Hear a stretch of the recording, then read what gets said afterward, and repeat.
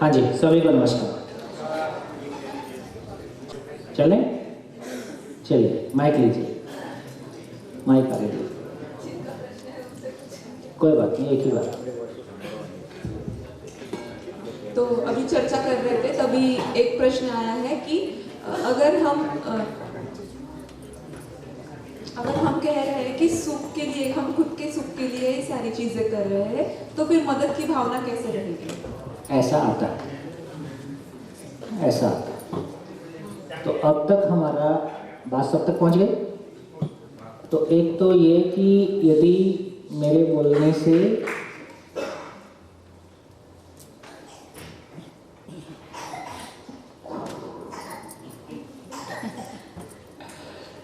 यदि मैं कुछ ऐसा बोलता हूँ, कोई शब्द आपको समझ में नहीं आता है, वो हिंदी की वजह से हो सकता है, लैंग्वेज प्रॉब्लम हो सकती है, या मीनिंग प्रॉब्लम हो सकती है, तो आप बताएंगे नहीं तो हमको पता नहीं चलेगा। ठीक? तो जड़ और चैतन्य का मतलब है कि जो फिजिकल है उसको जड़ बोलते हैं, और जो ये इमोशनल है, विचार है, भाव है, इसको चैतन्य बोलते हैं अभी के लिए। धीरे धीरे और खुले। दूसरी बात, ये बहुत सही फीडबैक है कि जब हम ये चर्चा करते हैं कि मानव जो कुछ भी करता है अपने सुखी होने के लिए करता है, फिर ऐसे लगता है कि हम सभी बहुत स्वार्थी लोग हैं, ऐसा लगता है।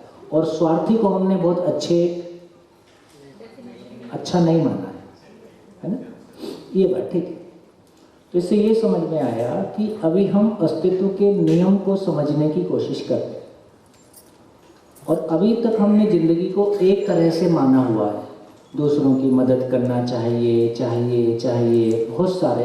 तो अभी हमारा समाज आस्था से चला है, उपदेश से चला है, और कुल मिला के उसमें स्थिति ये है कि या तो उसको मान लो या मत मानो, मानो तो गंगा, नहीं तो बहता पानी। ऐसे हमने बहुत सारी बातें कही हैं, लेकिन उसको बहुत लॉजिकली समझने का अप्रोच हमारे पास अभी तक नहीं था। दर्शन की खूबसूरती है कि पूरे अस्तित्व को देखा गया और शब्द से कह पाए, शब्दों से, भाषा से कह पाए। इसलिए यदि अस्तित्व नियमपूर्ण है तो इसका मतलब है कि वो लॉजिकली समझा जाए। यदि कोई चीज़ नियमपूर्ण है तो उसका मतलब ही है कि उसको लॉजिकली समझा जा सकता है। तो हम ये कह रहे हैं कि हर मानव जो कुछ भी करता है मूलतः अपनी मनस्थिति के अनुसार अपने सुखी होने के लिए करता है। ये सच्चाई है आपकी, तभी इसको इसलिए बार बार आपसे कहा जा रहा है कि आपको कोई चीज़ से सहमत नहीं होना है, आप असहमत होने की कोशिश करें, समझने की जिम्मेदारी के साथ। हम यहाँ कोई शास्त्रार्थ करने के लिए इकट्ठे नहीं हुए, हम एक दर्शन को समझने के लिए इकट्ठे हुए। उसके लिए जितनी बारीक तार आप निकाल सकते हैं निकालिए, उसका स्वागत है। तो धीरे से पता चला कि बात तो ठीक ही है। फिर ये हमारी पुरानी कंडीशनिंग के साथ ये अड़ जाता है, फिर इसका मतलब हम स्वार्थी हैं क्या? तो इसका आंसर ये निकला, हमने चर्चा भी किया, इसका आंसर ये निकला कि संवेदनहीनता के धरातल पर एक आदमी के सुख की परिभाषा अनेक लोगों के दुखी होना उसमें शामिल है। मैं सफल हो जाऊं, मैं नंबर 1 हो जाऊं, मेरी कंपनी नंबर 1 हो जाए, उसके लिए कितनी सारी कंपनीज को रगड़ दिया जाए, उनका मर्जर कर दो, टेक ओवर कर लो, इतने लो कॉस्ट पे सामान बेचो कि सारी कंपनियां फेल हो जाएं, बस मेरी कंपनी रहे। क्योंकि बिजनेस का एक ही मतलब है, मोनोपोली। रॉ मटेरियल से लेके एंड प्रोडक्ट तक मेरी मोनोपोली होगी तो प्रॉफिट मैक्सिमम होगा। कहने की ज़रूरत नहीं है, पिछले 12 साल में हमने टेलीकॉम में देखा, तमाम और चीज़ों में देखते हैं। कोई एक मल्टीनेशनल आती है, शुरू में free free free free free, और फिर अगले, आज हमारे फ़ोन के बिल लगभग प्रति व्यक्ति मेरे को लगता है कि वो 400-500 के आसपास है, 350-400 पर मंथ 400 के आसपास। कभी ये फ्री के आसपास चलता था। ठीक है, तो यही तरीका है, पहले फ्री देके सबको आदत लगाओ, एक बार सबको आदत पड़ जाए, फिर धीरे धीरे बढ़ाते जाओ। अब आप एक ही प्लेयर बचे हो तो हमारी मजबूरी है आपसे ही लेना है, फाइनली फिर आप हमको कंट्रोल कर सकते हैं। तो यही तरीका है। इसका अर्थ ये हुआ कि इन सारे तरीकों में प्रकृति का कितना नुकसान हुआ, आपस में कितना ईर्ष्या द्वेष फैला, कैसे हम सारे लोग आपस में, फिर वही माइंडसेट सबको आ जाता है। ऐसे माइंडसेट में मानवता का पोषण होगा कि राक्षसी प्रवृत्ति का पोषण होगा? तो फाइनली सफलता का मतलब है आप जितने बड़े राक्षस हो जाओ उतनी बड़ी सफलता। जो राक्षस नहीं हो पा रहे हैं वो बहुत कन्फ्लिक्ट में रहते हैं। हमारे भीतर का इंसान हमको राक्षस होने देता नहीं है। फिर ना इधर के हैं ना उधर के, ना तो संज्ञानशील हुए ना संवेदनहीन हो सकते हैं। अब ये बीच का जो है इसकी पिसाई होती है, तो अच्छे लोग पिसते हैं, ऐसा हम बोलते हैं। तो ये सारी बात है। तो क्या बोला, संवेदनहीनता के धरातल पर हमारी सुख की क्वालिटी ऐसी है कि उसमें हजारों लोगों का दुख समाहित है। संवेदनशीलता के धरातल पर हमारे सुख की क्वालिटी में बहुत सारे लोगों का शारीरिक सुख शामिल है। फ्री में हमने बच्चों को, फ्री में हमने हॉस्पिटल खोल दिया, जिन लोगों के पास पैसा नहीं था वो भी पढ़ पाए, वो भी अपना इलाज करवा पाए, और जो कुछ भी हमने किया। जब हम संज्ञानशीलता की बात कर रहे हैं तो संज्ञानशीलता का मतलब है सारे लोगों में चेतना का विकास। तो संज्ञानशीलता का सीधा मतलब है जीव चेतना से मानव चेतना में गुणात्मक परिवर्तन, transformation from animal consciousness to human consciousness. जिंदा रहने के धरातल पर स्वयं को शरीर मान के जीना, आहार निद्रा भय मैथुन में सुख खोजना, रूप बल धन पद में दूसरों से अधिक होने के लिए सबको निपटाते रहना, ये सारा काम एनिमल कॉन्शियसनेस है। ह्यूमन कॉन्शियसनेस का मतलब है कि मानव की एक ही खूबसूरती है कि उसमें समझने की ताकत है। समझना अपने आप में सुखदायी काम है, समझ को जीना अपने आप में सुखदायी काम है, दूसरे के समझ में सहयोगी होना अपने आप में सुखदायी काम है, दूसरों को आगे बढ़ाना ही मेरा आगे बढ़ना है। जीव चेतना में दूसरों से आगे बढ़ना ही मेरा आगे बढ़ना है। जीव चेतना में दूसरों से आगे बढ़ना मेरा आगे बढ़ना है, मानव चेतना में दूसरों को आगे बढ़ाना मेरा आगे बढ़ना है। बस इतना ही फर्क है। इसलिए जब आप इस क्वालिटी में आएंगे तो आपका वो भाव आंसर हो जाएगा कि इसमें स्वार्थी होने का, और देखो सही अर्थों में कहें स्वार्थी का मतलब है स्वयं के अर्थ में जीना। सही अर्थों में स्वार्थी हो जाना मतलब समझपूर्वक जीना। अभी हम स्वार्थी थोड़ी होते हैं, शरीरार्थी होते हैं, स्वयं को शरीर मान के जीते हैं। तो स्वार्थी का मतलब संकीर्णता से है, लेकिन यहाँ सही अर्थों में ये कहा जा रहा है कि यदि हम संज्ञानशील होंगे तो सर्व शुभ में मेरा शुभ समाया है। फाइनली ये सूत्र अप्लाई होता है, सर्व शुभ। यदि इस पूरे संसार में पॉलिटिकल सिस्टम ठीक नहीं होगा तो हमारे बाजार, हमारी कंपनियां, हमारी एजुकेशन, हमारा पूरा समाज पे सबसे बड़ा प्रभाव राजनीति का है। तो फाइनली सर्वशुभ का मतलब है सारे देश आपस में मिलके इस धरती को सुंदर बनाएं, रहने के लायक बनाएं। सारे देश मिलके आने वाले सारे बच्चों के लिए सही शिक्षा, सही स्वास्थ्य का वातावरण पैदा करें, सही पर्यावरण। तो अपने देश के लोग बेहतर जी पाएं कि हम दूसरे देशों में कब्जा करें, है ना। मैं एक कंपनी चलाता हूँ, मेरी कंपनी में 100 लोग काम करते हैं, 1000 लोग काम करते हैं, तो मैं 1000 परिवारों को जिंदगी दे सकता हूँ। ये मेरी कंपनी का मतलब। एक कंपनी छोटी सरकार है। आज विसनगर में एक कंपनी ने 5000 लोगों की शिक्षा और स्वास्थ्य की जिम्मेदारी ले ली, 5000 फैमिलीज की जिम्मेदारी ली। ये है करने लायक काम। मैं एक ऐसी कंपनी चला के दिखाऊंगा कि पूरा संसार उसको देखेगा। ऐसे भी हम जब ये संज्ञानशीलता की रोशनी में चर्चा नहीं कर रहे हैं तो भी संसार में गुड कंपनीज की लिस्ट बनती है। ऐसा मेरे को कभी अजय भाई ने बताया कि गुड कंपनीज, उसका एनवायरनमेंट कैसा होगा। अभी तक हम गुड कंपनीज के नाम पे उसके मूल में कहीं ना कहीं प्रॉफिट मैक्सिमाइजेशन हावी है, फिर थोड़ी संवेदनशीलता की बात है। संज्ञानशीलता के आधार पे कंपनी का स्वरूप क्या होगा, संज्ञानशीलता के आधार पे सरकारों का स्वरूप क्या होगा, सरकार संज्ञानशीलता के आधार पे परिवार का स्वरूप क्या होगा, संज्ञानशीलता के आधार पे व्यक्ति का स्वरूप क्या होगा। आंसर हो जाएगा। बढ़िया, आगे बढ़े। हाँ जी। कही रहा है वो पूरा समय है, लेकिन जो प्रस्ताव है वो पूरा हिंदी में है, तो क्या अस्तित्व हिंदी भाषा में है कि फिर मतलब कैसे हो रहा है? क्योंकि अस्तित्व समझ लो कि भारत की जगह कहीं और, जैसे बाबा जी ने अरे भाई, क्या, तो अगर कहीं और होगा तो कैसे होगा? तो इसमें जो सुंदर समझने लायक बात है, जो आदरणीय बाबा जी ने, नागराज जी ने बहुत क्लियरली कहा, कभी इस संसार में अभी हमारे पास वस्तु भाषा है, मानव भाषा नहीं है।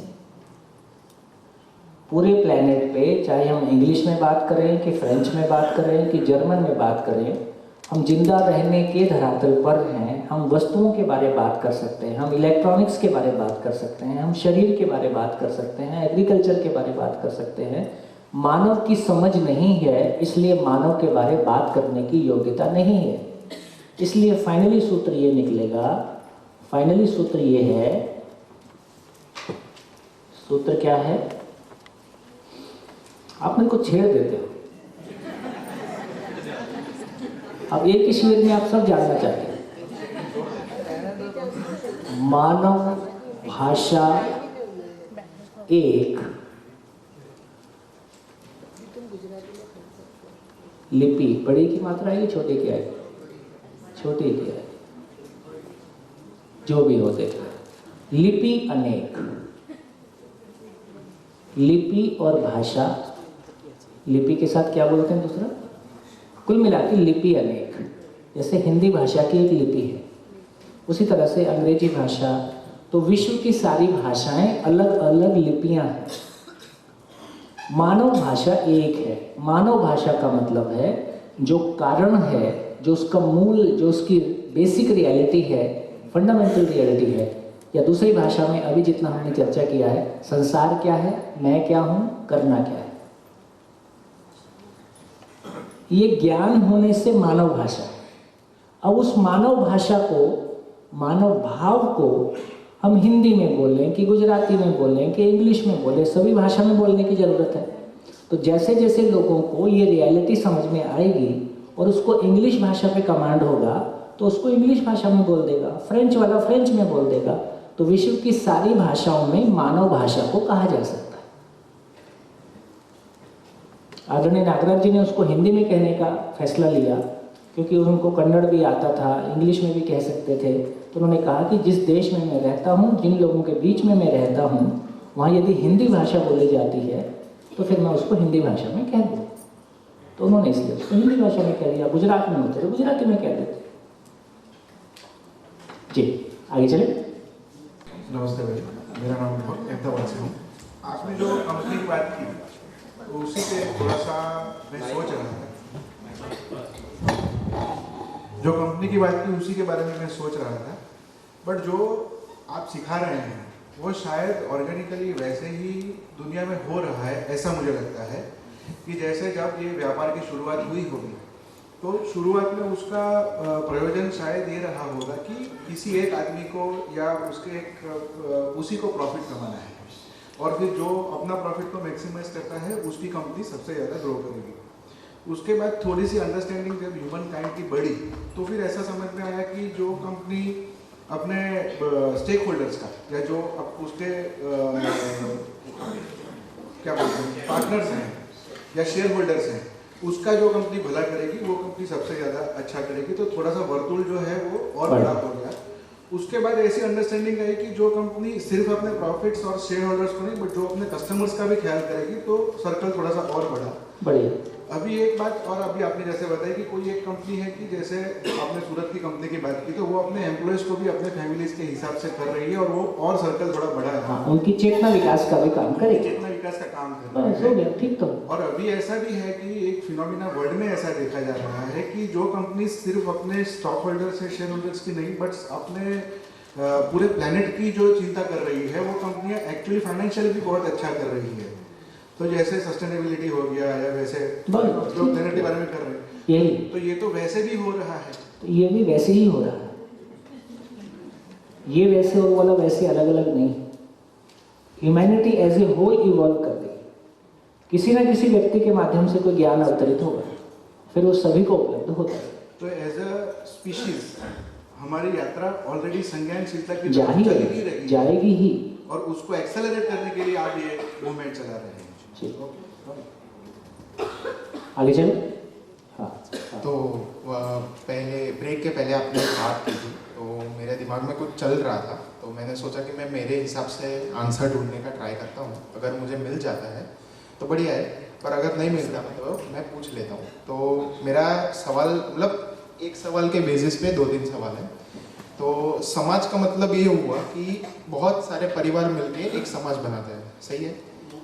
ओके, तो ऐसा हो सकता है। यहाँ जब समाज बोला जाता है तो पूरी धरती के सारे परिवार मिलके एक समाज। ओके, एक मिनट। हाँ, पूरी धरती के मिलके एक समाज। तो ऐसा हो सकता है कि हमारे दिमाग के जो लेवल है, मतलब हमारी सोच हो गई, हमारी समझ जो है वो अलग अलग हो सकती है। मतलब जीव चेतना में जब हम शरीर के धरातल पर हैं तो अलग अलग है, जब हम मानव चेतना में हैं तो एक है। ठीक है, तो अगर हमें जब किसी मतलब अलग अलग लोगों से मन से हमें कनेक्ट होना है, तो उसके लिए पहले हमें शरीर से एक साथ आना ज़रूरी है कि नहीं है? मतलब अगर हम अलग अलग इंसान है तो भी हम मन से कनेक्ट हो सकते हैं। मतलब ऐसे हमारे विचार अलग है, सोच अलग है, समझ अलग है। नहीं, अस्तित्व नियमपूर्ण है। हाँ। जितना वो अस्तित्व नियमपूर्ण है, जितना वो पूरा का पूरा समझ में आ जाएगा उतना हम कनेक्ट हो पाएंगे। जितना वो समझ में नहीं आता है उतना होता फिर हम अलग अलग सोच सकते हैं। मतलब मैंने ये सोचा था कि जैसे आपने बोला कि वातावरण की जो बात आपने की कि हमें पहले घर में वातावरण बनाना पड़ेगा, ये वातावरण बनाना पड़ेगा, तो मैं मेरे ही घर की बात लेता हूँ। तो मैं जो सोच रहा हूँ वो नॉर्थ पोल पे है, और मेरे जो माता पिता है उनकी जो सोच है वो साउथ पोल पे है। इसलिए अस्तित्व में नॉर्थ पोल भी है, साउथ पोल भी है। हाँ, दोनों पोल समझ में आ जाएंगे तो पूरा होता है। अस्तित्व नियमपूर्ण है, सबको इस जगह में आना होगा। पर वातावरण बन नहीं पा रहा है। वातावरण जैसे आज कल ही 2 लोग आए थे, आज 10 लोग आए। कल आप अकेले आओगे, कल आप लोग 10 लोग आओगे, और 10 लोगों तक आपको पहुंचते नहीं बनता है तो आप में अपने को सोचना पड़ेगा कि फिर मैं क्या जी रहा हूँ। जी, बढ़िया समझ में आया कि जहाँ जितनी अभी तक हमने यात्रा की है उतना हमने बार बार ये कहने की कोशिश हल्के से की है। अभी इसको और गहराई से समझेंगे कि मानव शरीर और प्लस मैं, कोई 2 चीज़ों का साथ साथ होना है। इस मैं को हम धीरे धीरे खोल रहे हैं। अब ये कह रहे हैं कि ये शरीर तो मेल फीमेल है, ये माँ बाप से बनता है, लेकिन ये मैं के बारे में कंप्लीट क्लैरिटी हो जाए तो यहाँ अब ये बोल रहे हैं कि सारी धरती के मैं एक समान है। तो जीवन, इस शब्द को मैं बोलने से कन्फ्यूज़न क्रिएट होता है। मैं शब्द अहंकार से जुड़ता है, आत्मा शब्द रहस्य में चला जाता है। तो इसके लिए हम एक शब्द यहाँ दर्शन में इस्तेमाल करेंगे कि हम इसको जीवन शब्द से संबोधित करेंगे। जीवन शब्द के साथ भी लोचा है कि हम कहते हैं कि हमने 80 साल का जीवन जिया, तो हम लाइफ स्पैन की बात कर रहे हैं, है ना। जीवन, जब साइंस लाइफ शब्द को यूज करता है कि मंगल पे जीवन मिल गया, तो वहां वो कहता है कि सेल मल्टीप्लिकेशन का कोई सिम्टम उसको मिल गया। तो साइंस जीवन शब्द को सेल मल्टीप्लिकेशन के लिए यूज करता है। हम बोलचाल की भाषा में जीवन को लाइफ स्पैन के लिए यूज करते हैं। यहाँ हम जीवन शब्द को मैं के लिए इस्तेमाल करेंगे। क्लियर? तो अब मैं कहने की बजाय मैं जीवन बोलूँगा। तो मैं कौन हूँ? मैं जीवन हूँ।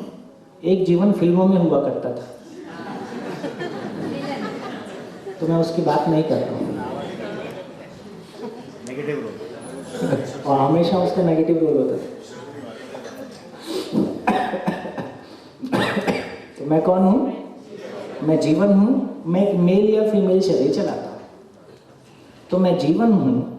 तो जीवन के बारे में कहा कि जीवन रूप में सभी समान हैं। धरती के सभी मानव जीवन रूप में समान है, और समान होने का 2 मतलब है कि उसकी मूल चाहत समान है। मूल चाहत एक है और वो सुख है, और सुख की निरंतरता है। और दूसरा, जो मूल क्षमता है, सोचने समझने की क्षमता, सभी में निरंतर है। सोचने सभी की क्षमता सभी में निरंतर है, इसी को असीम भी बोल देते हैं। ये भी सभी में एक समान है, एक जैसा है। मूल क्षमता एक जैसा है। इस अर्थ में धरती के सभी मानव जीवन रूप में समान है। ये दो बातें आपके ध्यान में आ जाए।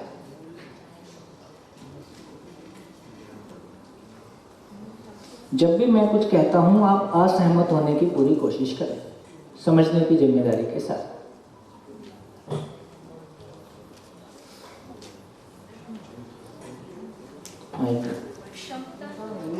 क्षमता एक है, मूल क्षमता समान है। मैं दूसरी बात पूरी कर देता हूं ताकि आपकी बात आ जाएगी।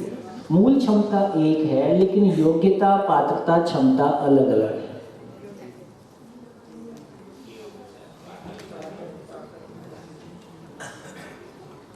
योग्यता का मतलब है ग्रहण क्रिया, क्षमता का मतलब है अभिव्यक्ति क्रिया, एक्सप्रेशन, और क्षमता का मतलब है वहन क्रिया, निभाना। पात्रता पूर्वक समझना होता है। जितनी पात्रता है, जितना पात्र मतलब बर्तन, जितनी पात्रता है उतना हम रिसीव कर पाते हैं, तो रिसीविंग कैपेसिटी। जितनी अभिव्यक्ति है उतना हम दूसरे तक पहुंच पाते हैं, तो योग्यता पूर्वक समझाना होता है। और फाइनली क्षमता पूर्वक जीना होता है। जीना मतलब संबंध का निर्वाह। कोई लोग छोटी छोटी बात में परेशान हो जाते हैं। अभी भी संवेदनशीलता में ही देखें तो किसी परिवार में कोई एक व्यक्ति मिलेगा जो सबके लिए सोचता है अपने से ज़्यादा। हमारी जॉइंट फैमिली इतने साल चल पाई, वो इसलिए चल पाई कि वो व्यक्ति अति संवेदनशील था। वो जैसा अपने बच्चों के लिए सोचता था, उससे ज़्यादा भाई के बच्चों के लिए सोचता था। और जब भी ये फर्क दिखाई दे गया कि घर का मुखिया अपने बच्चों के लिए ज़्यादा सोच रहा है, भाई के लिए कम सोच रहा है, वहाँ परिवार टूट गया। तो संवेदनशीलता में भी हमने इस बात को देखा। संज्ञानशीलता में देखेंगे तो वो पूरा हो जाएगा। जी, जो योग्यता, पात्रता, क्षमता, ये जीवन हर, जैसे हमने बोला जीवन में मूल चाहना, मूल क्षमता एक, तो ये उसके डिफरेंस जीवन के हैं कि शरीर, ये किसका डिफरेंस है? बैठिए, मैं फिर से बोलूँ। जहाँ तक डिफॉल्ट सेटिंग है, जहाँ तक प्रकृति की देन है, वहाँ तक सब कुछ अलग तरह से काम कर रहा है। तो ये बाय नेचर है। क्या हम सभी लोगों ने मिलकर तय किया कि हम लोग सुख को तलाशेंगे? ये नेचुरल सेटिंग है। तो प्रकृति में सभी क्यों है इसको समझेंगे, लेकिन ये है, पहले इसको देख लेते। तो सभी मानव में सुख की चाहना निरंतर है, इसको रोका नहीं जा सकता। पूरा कैसे करोगे वो आपकी स्टेट ऑफ माइंड है, उस धरती की ज्ञान का स्तर है, वो धरती कहाँ तक पहुंची है। लेकिन फाइनली हर आदमी जो कुछ भी कर रहा है इसी के लिए। धरती के सभी मानव में सोचने समझने की क्षमता, वो कितना भी सोचें खत्म नहीं होती। इसलिए भिखारी और आइंस्टीन में इस रूप में कोई फर्क नहीं है। हर भिखारी कल का आइंस्टीन ही है या कल का महापुरुष ही है। एक शरीर यात्रा लगे, 10 शरीर यात्रा लगे, 100 शरीर यात्रा लगे, हर कोई डेवलप हो रहा है। तो मूल चीज की बात करेंगे, सभी मानव में सुख की चाहना निरंतर है, इसमें कोई गैप नहीं है। सभी मानव में सोचने समझने की क्षमता असीम है, निरंतर है, ये ताकत बनी ही रहती है। सूखी रोटी खाओ तो भी बनी रहती है, बादाम खाओ तो भी बनी रहती है। बादाम सूखी रोटी से इसको कोई लेन देन नहीं है, बना ही रहता है। ये दो चीज में धरती के सभी मानव समान है। सभी के लिए ये अस्तित्व का नियम भी समान है।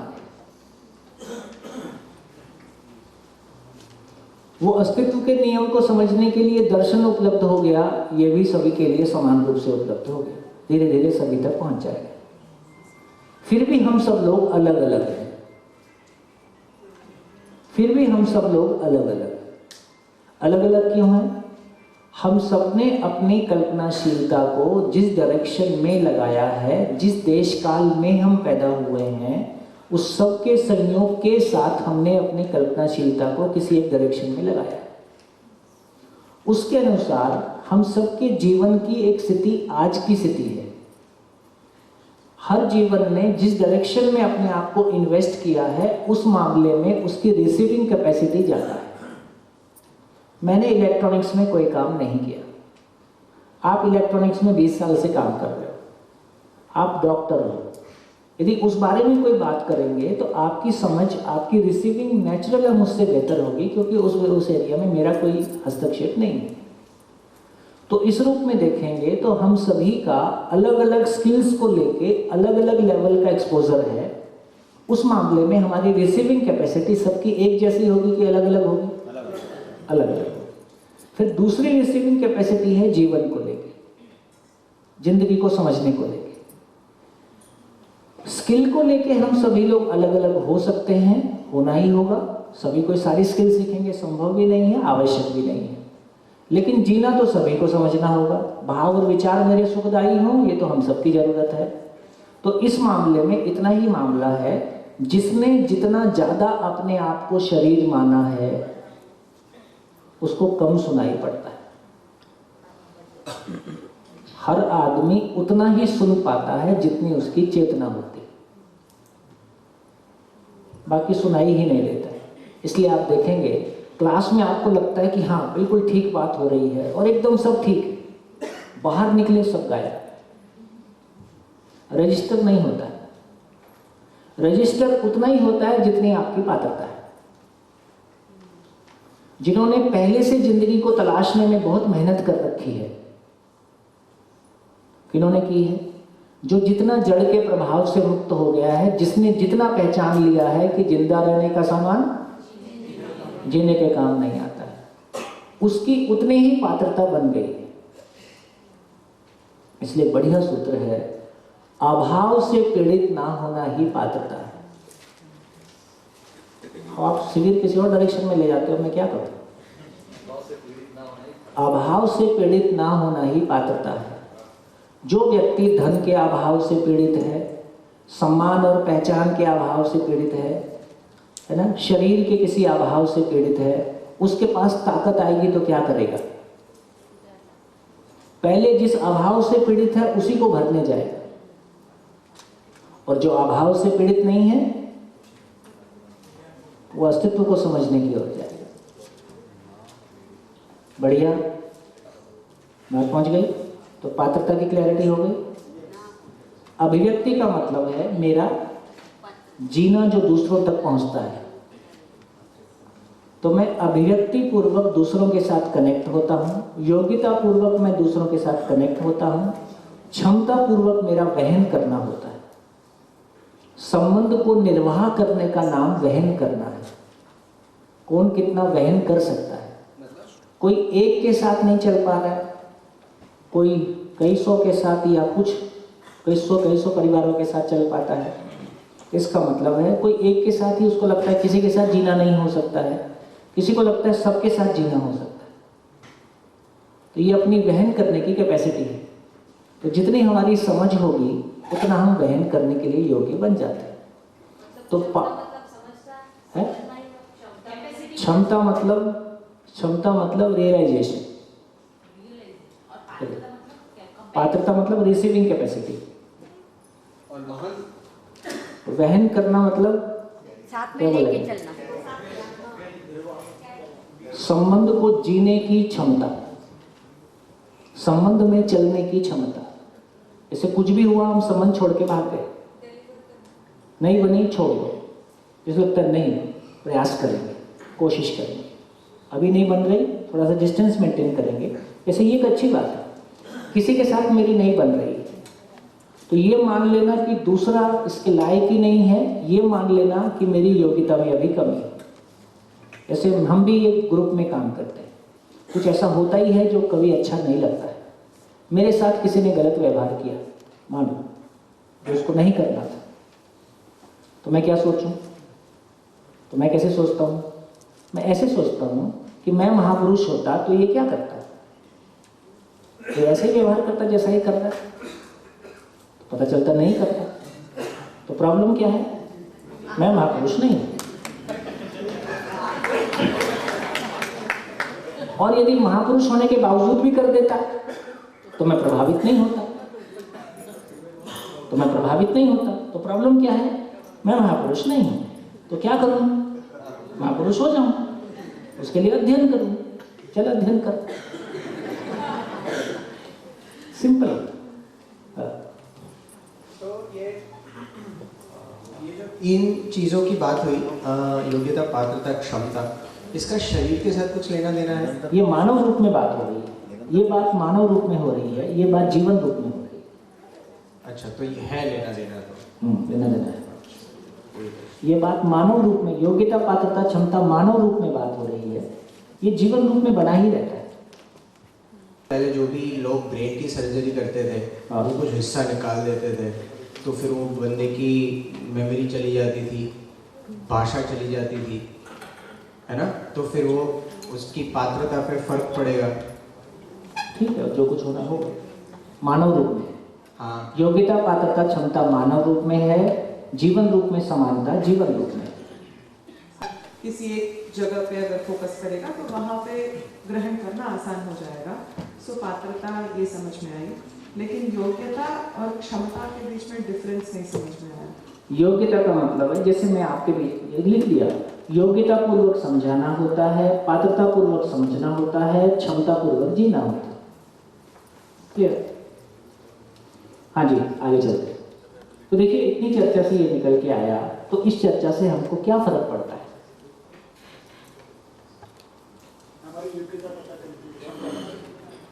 योग्यता, पात्रता, क्षमता को अभी छोड़ दीजिए। अब ये दो सूत्रों पे ध्यान दीजिए कि मानव की मूल जीवन रूप में सभी समान हैं। देखिए, हम सब मानव हैं। जब भी कोई हमको अपने से छोटा महसूस कराता है या हम छोटा महसूस करते हैं, ये हमको स्वीकार नहीं होता है। तो समानता शरीर में है कि मैं में है? हम शरीर की समानताओं से जूझ रहे हैं। स्त्री पुरुष वैसे भी समान नहीं है, दो शरीर ही अलग अलग हैं। तो शरीरों में समानता नहीं है। फिल्मों में डायलॉग होता है, खून का रंग लाल होता है, तो मैं कहता हूं भैंस का भी खून का रंग लाल होता है। तो इसका मतलब है शरीरों में कोई समानता नहीं है, शरीर के कोई पैरामीटर समान नहीं है, ब्लड भी सबका अलग अलग ही मिलेगा। तो समानता की अपेक्षा किसको है? शरीर को है कि मैं को है ना? तो समानता भी मैं में है, तो मैं में समानता है, मैं को समानता की अपेक्षा है। समान नहीं देखे जाने से मैं दुखी होता है, समान देखे जाने से मैं सुखी होता है। इसलिए जब भी हम किसी को समानता के साथ देखते हैं तो वो सम्मानित महसूस करता है। समानता ही सम्मान है। ठीक ठीक, इससे ये क्लैरिटी बनी। अभी हम समानता को कैसे देख रहे हैं? पुरुष जितना कमाता है महिला भी उतना कमा के दिखा दे तो समान है। पुरुष एवरेस्ट पे चढ़ गया तो महिला भी एवरेस्ट पे चढ़ के दिखा दे तब समान है। पुरुष कमांडो बन गया तो महिला भी कमांडो बन जाए। पुरुष रेलवे इंजन चलाता है तो महिला भी रेलवे इंजन चला दे। इसलिए अब महिलाओं ने तय किया कि पुरुष भी दारू पीता है तो महिला भी दारू पी ले तो समान है। पुरुष सिगरेट पीता है तो हम भी सिगरेट पी लें तो समान है ना? और पुरुष शोषण कर सकता है महिलाओं का तो महिलाएं भी शोषण कर सकती हैं तो समान है। हम यहाँ पहुंच गए। स्त्री और पुरुष समान नहीं है। जीवन रूप में समानता है।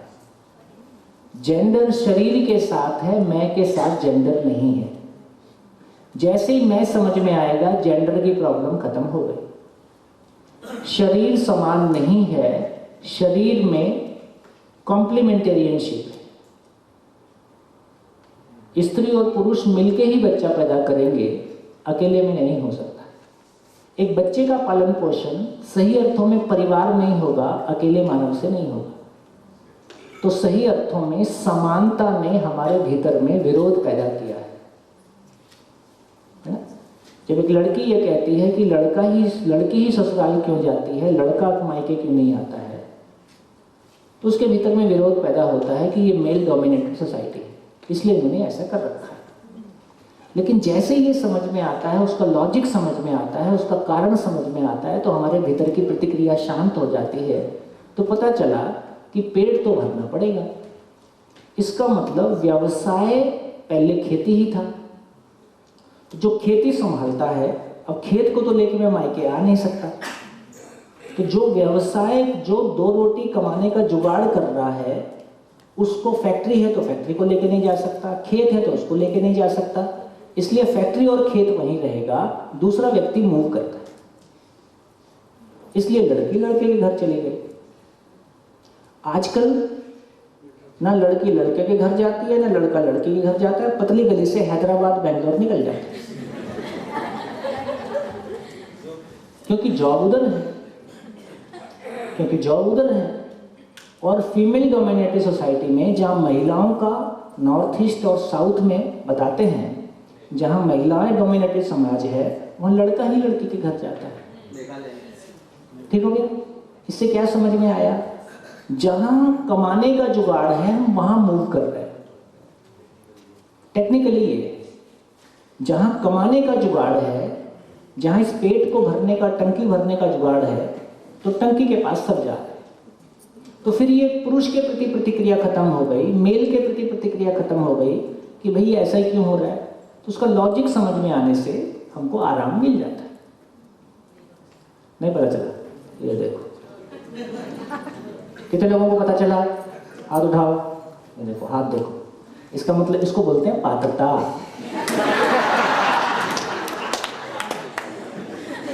रिसीविंग कैपेसिटी नहीं। क्यों नहीं है? क्योंकि ध्यान कहीं और था। क्या ध्यान इधर ही है? हाँ, फिर क्या नहीं? बिजनेस वाला। आपने बोला कि जहाँ पे कमाने का जुगाड़ है, क्या मतलब? समझ नहीं आया। अरे जहाँ से हमारा ब्रेड एंड बटर आता है, परिवार है तो उसकी खाने पीने की, रहने की, पैसे की जरूरत पड़ेगी। तो कोई खेती व्यवसाय करता है, कोई फैक्ट्री का व्यवसाय था, कुछ व्यवसाय था। अब मैं खेती और फैक्ट्री लेके लड़की के घर नहीं जा सकता।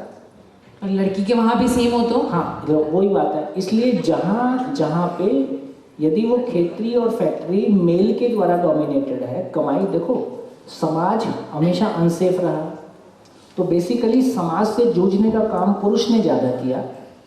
महिला शरीर बनावट से ही सोफिस्टिकेटेड है ना। जैसे महिलाओं को जितना सारा इन्फेक्शन जितना इजीली पकड़ लेता है, पुरुष के लिए, तो पुरुष के लिए एडवर्स सिचुएशन में शरीर को सस्टेन कर पाना और तमाम जो भी झगड़ा झंझट है उससे निपट पाने के लिए एक तरह से पुरुष का एक शरीर एक तरह का है।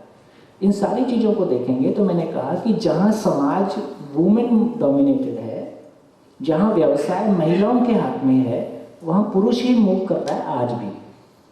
जहाँ व्यवसाय पुरुषों के द्वारा डोमिनेटेड है, वहाँ महिला मूव किया। जहाँ व्यवसाय दोनों के द्वारा किया जा रहा है, वहाँ दोनों मूव कर गए व्यवसाय में। ये समझ में आ रहा है ना भाई? चाहे वो बेंगलोर गए कि अमेरिका गए कि सिंगापुर गए, फाइनली वहाँ मूव कर गए। तो इसका मतलब फाइनली मूवमेंट व्यवसाय के साथ हो रहा है, ये मेल फीमेल का मामला नहीं है। इतनी बात समझ में आ गई, तो हमारा रिएक्शन खत्म हो गया। तो समझने से हमारा रिएक्शन खत्म हो जाता है। इसलिए मैं कह रहा हूं कि स्त्री पुरुष समान नहीं है।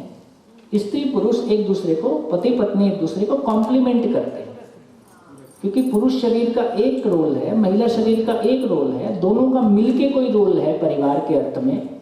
यदि हम कॉम्प्लीमेंट्रियनशिप को समझेंगे तो साथ चल पाएंगे, समानता को समझेंगे तो ईगो प्रॉब्लम आती है।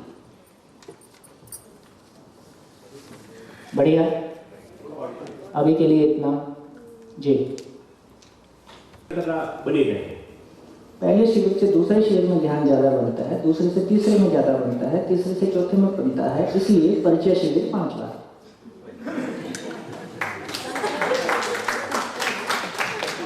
इसमें कुछ गलत नहीं है, ये एब्स्ट्रैक्ट मटेरियल है। इस धरती पे पहली बार ये संभव हो पा रहा है कि ज्ञान को, एब्स्ट्रैक्ट को, जिसको बोल रहे थे निर्वचनीय है, अव्यक्त है, उसको शब्दों से कहा जा रहा है। अभी तो बहुत ऊपर का छिलका आ रहा है, धीरे धीरे और गहरी बात आएगी। तो इसका मतलब है कि जितना हमारा सिटी है उतना हम सुन पाते हैं, धीरे धीरे आगे रजिस्टर होगा, समय लगता है, कोई खास बात नहीं। बढ़िया। तो इस सब से एक बात पता चली कि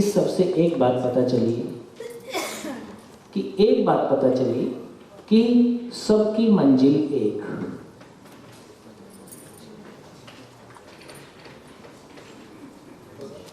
अब तक जब हम एक दूसरे को देखते थे तो कैसे देखते थे? अमीर गरीब, स्त्री पुरुष, बूढ़ा जवान, इंडियन अमेरिकन। अब क्या देखेंगे? कोई बात नहीं, 10 साल का रहे तो कोई फर्क नहीं पड़ता, स्त्री रहे, पुरुष रहे, गोरा रहे, काला रहे, शिक्षित रहे, 1000 करोड़ रहे, भिखारी रहे, सबकी मंजिल एक है। जीवन रूप में सभी समान हैं, है ना? जीवन रूप में सभी समान हैं।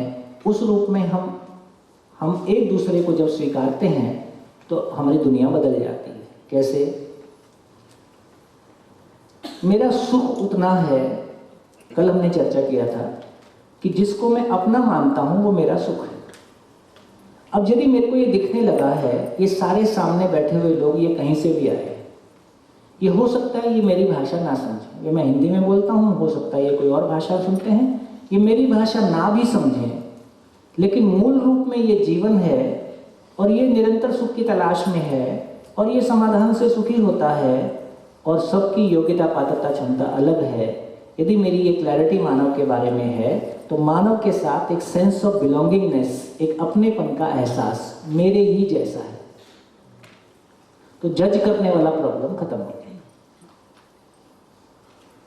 ये जो हम एक दूसरे को जज कर रहे थे, अब पता चला कि आज का भिखारी कल का आइंस्टीन है या कल का ए नागराज है।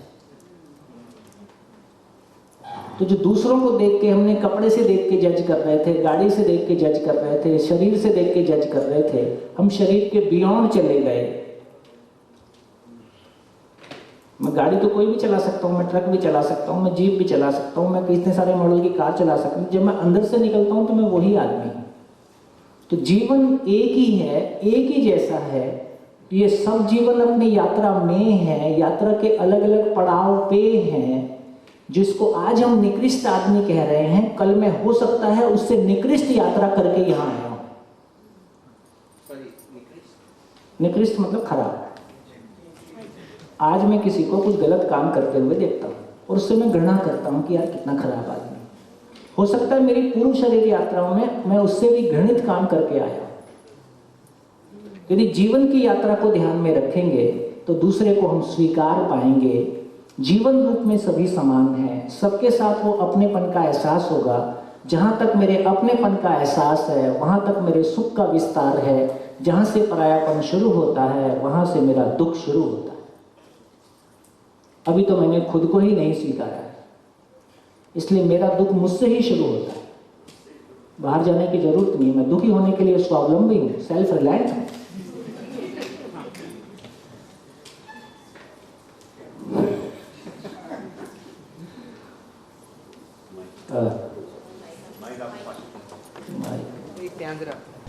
अभी हमने जो दंगा फसाद झगड़े सब बात की मेल में, तो मैं ये समझ रही हूँ कि फेमिनाइन एनर्जी और मेल एनर्जी, मतलब कि ये 2 टाइप की एनर्जी है। फेमिनाइन एनर्जी में हम धरती को भी ले सकते हैं, जैसे मतलब स्त्री शरीर ऐसा नहीं, ऑल ओवर फेमिनाइन एनर्जी, तो वो है, वो देने वाली है ज़्यादा। मतलब कि जो वैल्यूज हम बोल रहे हैं कि स्नेह, वात्सल्य, एक प्यार देना या फिर किसी के लिए मतलब करना, तो वो उसमें आता है। जैसे धरती हमको सबको दे रही है सब। बहुत मोटी आप जो बात कह रहे हैं उसको बहुत स्पष्ट शब्दों में कहें तो महिलाएं जन्म देने की घटना के आधार पर मोहवश ज़्यादा अपने परिवार के लिए कर पाती है। मैं सिर्फ महिला की बात नहीं कर रही हूँ अभी, फेमिनाइन एनर्जी नहीं, जिसको हम लास्ट में शिव और शक्ति बोल सकते हैं। मैं उसको नहीं समझता। ओके, तो वो जो फेमिनाइन एनर्जी बोल रहे मतलब कि स्त्रियों को या फिर किसी मतलब ऐसे को ये दंगे फसाद में इतना इंटरेस्ट नहीं रहता है। ज़्यादातर जो हो रहा है वो मेल की तरफ से ही आ रहा है और फीमेल मेल से झगड़ता है और ज़्यादातर फीमेल के या फिर बच्चों के प्रोटेक्शन। दूसरा कारण है, देखो वो तो एक्सप्लेन करने का कोई तरीका होता है, लेकिन इस बात को सिंपल शब्दों में कहें तो क्या बोलेंगे? इस बात को सिंपल शब्दों में कहें तो ऐसा कहेंगे कि बेसिकली जीवन ही स्त्री शरीर को चलाता है, जीवन ही पुरुष शरीर को चलाता है, और वो सेम है, उसमें कोई अंतर नहीं है। रुको। लेकिन ये बात भी ठीक है कि जो जीवन स्त्री शरीर को चलाता है, जो गाड़ी एक बार चला के थोड़ा कंफर्टेबल फील करता है तो बार बार वो स्त्री शरीर को चला सकता है, ये ठीक है। पुरुष के पास सुखी होने के दो ही दरवाजे हैं, या तो वो इंद्रियों से सुखी होगा और फाइनली रूप बल धनपद का विस्तार करके वो फाइनली हायर लेवल के इंद्रिय सुख में ही जाएगा, डेस्टिनेशन वही है। तो पुरुष के सुखी होने के लिए दो ही दरवाजे हैं, या तो वो इंद्रियों से सुखी होगा या वो ज्ञान से सुखी होगा। पर अभी जो मेल ईगो की वजह से, तो इसका अर्थ यह हुआ कि ज्ञान तो उसके पास है नहीं, ज्ञान आया नहीं। हम ज्ञान कहते रहे, ज्ञान का भी हमको पता नहीं चला। पूरी धरती की हालत बताती है कि ज्ञान का पता नहीं चला। फिर यदि कोई शंका हो तो पूछ लें फिर से, कितने लोग जिंदा रहने को जीना मान के जी रहे? क्लियर हो गया। इसका अर्थ यह हुआ कि जब मेरे पास ज्ञान से सुखी होने की जगह नहीं है, तो फिर मैं दूसरों को नियंत्रित करके भी अपनी ईगो को सेटिस्फाई करके सुखी होने का असफल प्रयास करता हूँ। तो मैं कितने देशों पे अधिकार कर सकता हूँ, मैं कितनी कंपनी को मर्जर कर सकता हूँ, मैं कितना विस्तार कर सकता हूँ, और फाइनली ये सब करके भी अहंकार का पोषण मिलता है, लेकिन सुख की तलाश फाइनली वहीं जाती है जहाँ जाना है, इंद्रियों में। तो मैं वो पूछ रही हूँ कि फीमेल का तो ये अभी मैंने पूरा नहीं किया। इसका अर्थ ये हुआ कि पुरुष के पास दो ही रास्ते हैं, या तो वो ज्ञान से सुखी होगा या वो इंद्रियों से सुखी होगा। इस बीच में अपने अहंकार का पोषण करके थोड़ा सा ईगो सेटिस्फाई करता है और हायर लेवल के इंद्रिय सुख में जाने की कोशिश करता है। इसलिए आप देखोगे राजाओं के हरम, 2000 रानियां और यूं और त्यों, आज ये काफी एप्लीकेशन पे सभी राजा हो गए। पहले कुछ ही लोग राजा थे, आजकल सभी को राजा होने का अवसर। महिलाओं के सुखी होने के 3 दरवाजे, ये महिलाओं को एक्स्ट्रा बेनिफिट है। एक महिला जन्म देने के आधार पर वो जो सेंस ऑफ बिलोंगिंगनेस है, बच्चा मेरे शरीर का हिस्सा है, इसमें महिला को कोई शंका नहीं। जब पुरुष बाप बनता है तो उसको समझ नहीं आता मेरा तो कुछ हुआ नहीं। तो कई पुरुष हैं जो बाप बनने के बावजूद बाप नहीं बनते। इसलिए थोड़ा सा खराब बात कह रहा हूं, बाप ने बेटी से गलती किया ऐसा एग्जाम्पल मिलेगा, मां ने बेटे से गलती किया ऐसा एग्जाम्पल नहीं मिलेगा। क्योंकि बाप यदि बाप बनेगा, वो अपनी चेतना के स्तर के आधार पर बाप बनेगा, मोहवश थोड़ा सा बन जाता है। तो जब बच्चा पैदा होता है, तो जब बच्चा 6 महीने सूसू कर करके उसका रुद्राभिषेक करता है, तो धीरे धीरे उसमें से बाप जन्म लेता है। ठीक, महिलाओं के लिए बच्चे को जन्म देना, उसके साथ में अपनेपन को कनेक्ट कर पाना, उसकी जिंदगी को बनाने में अपनी कल्पनाशीलता को इन्वेस्ट कर पाना, और सारी जिंदगी क्रिएशन का जो सुख महिलाओं के पास है, जो बायोलॉजिकल भी है, और ज्ञान हो गया तो फिर तो कोई बात ही नहीं है। तो ये बायोलॉजिकली क्रिएशन का सुख ये महिलाओं के पास एक्स्ट्रा अपॉर्चुनिटी है, इसलिए उसकी बहुत सारी ऊर्जा सकारात्मक दिशा में इस तरह से लग गई। पुरुष के पास ये सकारात्मक एंगल नहीं है, इसलिए वो ईगो के विस्तार के लिए दूसरों को नियंत्रित करता है, इसलिए वो हिंसा करता है। अब वो हिंसा से करे कि कोई और तरीके से करे, कुल मिला के वो अपने उसको विस्तार देता है। ऐसा मतलब वो ही कि पुरुष ये सब झगड़ा वगड़ा करता है, तो फिर बताता ऐसा है। अब महिला झगड़ा नहीं करती? नहीं, ये जो बाहर रस्ते पे होता है, महिलाओं को जितना महिलाओं ने तंग किया इतना पुरुषों ने नहीं किया। सही है, पर उसका अलग मतलब बाहर वाली हिंसा पुरुष करता है। क्योंकि महिला को वो स्टेज, मतलब वो फूड चेजर था और ये फूड मेकर ऐसा है, उसमें से आ गया। पर ये जो मैं बोल रही हूँ कि पुरुष ऐसा बोलता है कि मैं मेरे फैमिली को भी बताता है कि मैं सबको प्रोटेक्शन दे रहा हूँ, पाल रहा हूँ, ये सब। तो वो जो प्रोटेक्शन दे रहा है वो तो वही जमात है ना, वो तो वही पुरुषों वाली जमात है। पुरुषों वाली जमात अभी तो स्त्री वाली जमात भी हो गई है। नहीं स्त्रियों को मतलब अभी शहर में रह रही है तो जंगल के बाघ दीपड़े वगैरह से कोई प्रोटेक्शन की जरूरत नहीं है, अपना कमा भी लेती है शायद। पर पुरुष को लगता है कि मैं दूसरे पुरुषों से प्रोटेक्ट कर रहा हूँ। ये पुराना वाला मॉडल था, आजकल नया मॉडल आ गया। हाँ, पर वो अब लगभग बराबर वाला मॉडल आ कि गया। शांति का हम जो ढूंढ रहे हैं एक स्थान, तो शांति में अशांति क्रिएट करने की मानसिकता है वो पुरुष में ज्यादा है। ऐसा आपका व्यक्तिगत एक्सपीरियंस हो सकता है या व्यक्तिगत बहुत लोगों के साथ भी हो सकता है, पर ये महिलाओं में भी कम नहीं है। आक्रामकता जो बोलते हैं, आक्रामकता पतियों से पूछो, वो तो बेचारा बाहर रो भी नहीं सकता। अभी वो आया, अभी वो केस आया, वो क्या अतुल, अभी वो केस आया ना, ऐसे तमाम केस हैं। तो इससे क्या समझ में आया? मामला स्त्री और पुरुष का नहीं है, मामला भ्रमित होने का। जो जितना भ्रम में रहेगा वो उतना दूसरे को तंग रहेगा। जो जिसके पास है वो उसको बांटेगा ही, है ना। और इतिहास के फिर अपने संदर्भ है, उसके साथ कुछ बातें हो सकती। भैया सिवे चलाने दो, चलो। तो यहाँ हमारे पास एक बात आ गई कि सबकी मंजिल एक है। जब सबकी मंजिल एक है तो फिर क्या करना है? फिर साथ मिलके चल सकते हैं। शरीर को विदा होना ही है, जमीन यहीं रहेगी। लाल किले वाले का लाल किला नहीं रहा, है ना। दिल्ली में जाओ तो लाल किला दिखाई देता है, वो जिसने उस पर बेचारे ने इतनी मेहनत की थी वो नहीं रहा। इसलिए मेरे को संसार में सबसे सुखद एक ही घटना लगती है, ये आदमी मरता। जितने आज नहीं समझेंगे 60 साल वाले अगले 20 साल में निपट जाएंगे। अगले 60 साल जो 40 वाले हैं अगले 40 में निपट जाएंगे। कितना सुखद काम है। तो आप नई पीढ़ी को हमेशा सही दिशा दे सकते हो, है ना। तो इसका अर्थ ये हुआ, यदि ये स्वीकार हो जाए कि सबकी मंजिल एक है और मैं सुखी होना ही चाहता हूँ और सुखी होने का सही तरीका उपलब्ध हो जाए, जो बात मैंने पहले भी कही थी, कोई भी मानव यदि सुख की निरंतरता चाहता है और गलती बराबर दुख है, जब भी मुझको पता चलता है कि मुझसे गलती हुई है, ये मुझको अच्छा लग, किसी को पता नहीं है, केवल मुझको पता है, मुझको अच्छा लगता है कि खराब लगता है, खराब लगता है, तो मैं गलतियों के साथ होना चाहता हूँ कि गलतियों से मुक्त होना चाहता हूँ?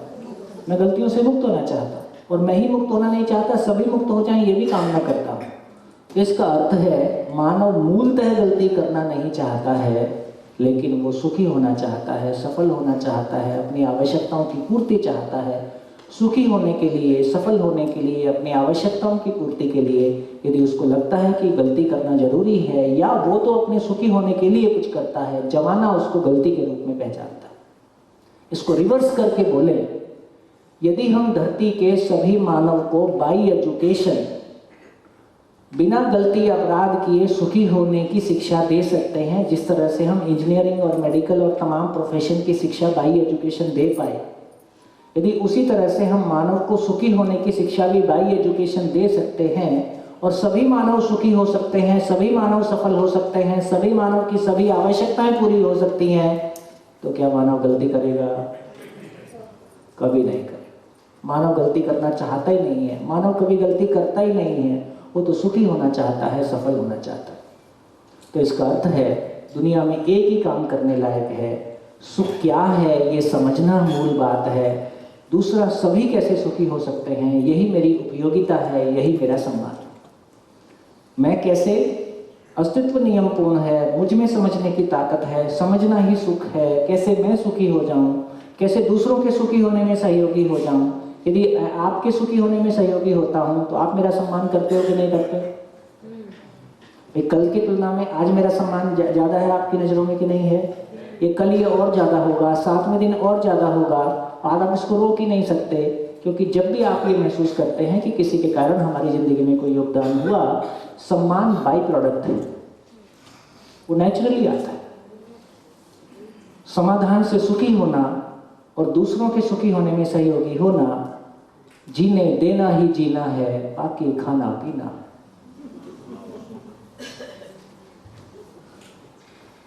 बढ़िया। जीने देना ही जीना है।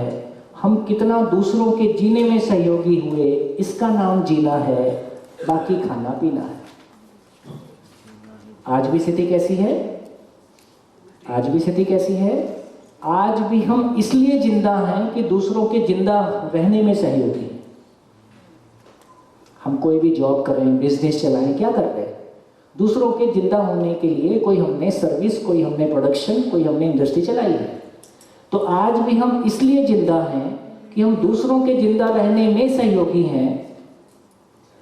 दूसरों के जिंदा रहने में सहयोगी हुए तो हम जिंदा रह पाए, दूसरों के जीने में सहयोगी हो जाएंगे तो हम जी जाएंगे।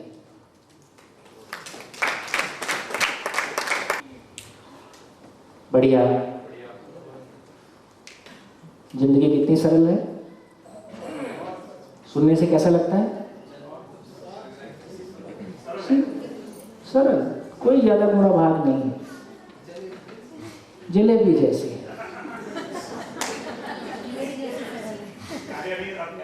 है। हाँ, गुजराती तो गांठी के बिना यानी क्लास पूरी चर्चा से आपको बढ़िया फीडबैक सुना देता हूँ। जब भी मैं चर्चा पूरी करता हूँ तुरंत वो टपक जाता है। हम दिल्ली में शिविर करते थे तो लगभग 4000 लोग at a time, 4,000 people at a time, पूरा एसी स्टेडियम, और दिल्ली के लगभग 50,000 टीचर, 60,000 टीचर, 60,000 में से क्योंकि हमको गर्मी की छुट्टी में टीचर मिलता था तो एक महीने में 3-3 हज़ार के सेट और 6 सेट एक महीने में मारती। तो उससे दिल्ली में प्रभाव चला गया और लोगों में इस बात को लेके काफ़ी एप्रिसिएशन बना। तो ट्रेन में, मेट्रो में सारे टीचर्स, बहुत सारा बड़ा वर्ग है जो ट्रेन में आता, मेट्रो में आता है दिल्ली में, तो एक ही चर्चा होती थी, जिंदा हो कि जी रहे हो। कोई चीज़ लोगों की जुबान पे आ जाए तो फिर वो जिंदगी में घुसने लगती है। तो उसमें हमारा कैमरामैन सरदार था। तो 5वें स्पेल के बाद वो कहता है, सोम भाई इस बार मेरा भी फीडबैक होगा। लास्ट के दिन 3 दिन काम करते थे और लास्ट के दिन फीडबैक करते थे। फिर अगला स्पेल जब हमने किया तो 5-5 दिन का किया, 3 दिन थोड़ा सा कम होता है। तो मुझे तो बड़ी खुशी की बात है, आप शेयर करोगे तो आप कर देना। तो बोले सोम भाई बाकी लोगों ने आपको 1 बार सुना है, मैंने आपको 5 बार सुना है। तो बोले मेरा फीडबैक तो बनता है। तो उसने अपना फीडबैक दिया। उसने कहा कि दिल्ली की सड़कों पे जब चलते हैं तो या तो लोगों के सर हेलमेट के अंदर होते हैं या एसी कार में होते हैं, तो उनको कम सुनाई देता है। मैं सरदार हूँ, मेरा तो पगड़ी में रहता है और मेरे को ज़्यादा सुनाई देता है। तो जब पता है कि सामने गाड़ी है और गाड़ी हवा में नहीं उड़ती तो तुम हॉर्न क्यों मार रहे हो? तो मेरा हफ्ते में 1 झगड़ा पक्का और मारपीट हो जाए कोई खास बात नहीं। दिल्ली में थोड़ा सा माहौल अलग है। आदमी 1000 साल से युद्ध ही किया है, अब युद्ध करने वाले चले गए तो अब आपस में युद्ध कर लेते हैं, पुरानी हैबिट है। बोले फिर मैं घर जाता हूँ, घर 3रे माले पे है। घर घुसता हूँ, बीवी दरवाजा खोलती है, बोली आलू ले आओ, प्याज ले आओ, दूध ले आओ। यार जिंदगी नर्क हो गई। और मैं कैमरामैन का काम करता हूँ, रात बेरात का काम है। अब मैं घर में घूम घूम के थक गया हूँ, मैं घर जाता हूँ, मेरे घर से निकलने की इच्छा नहीं होती। बोले कहीं घुमा के लाओ, और मेरे को लगता है मैं घुमा के दे दूँ।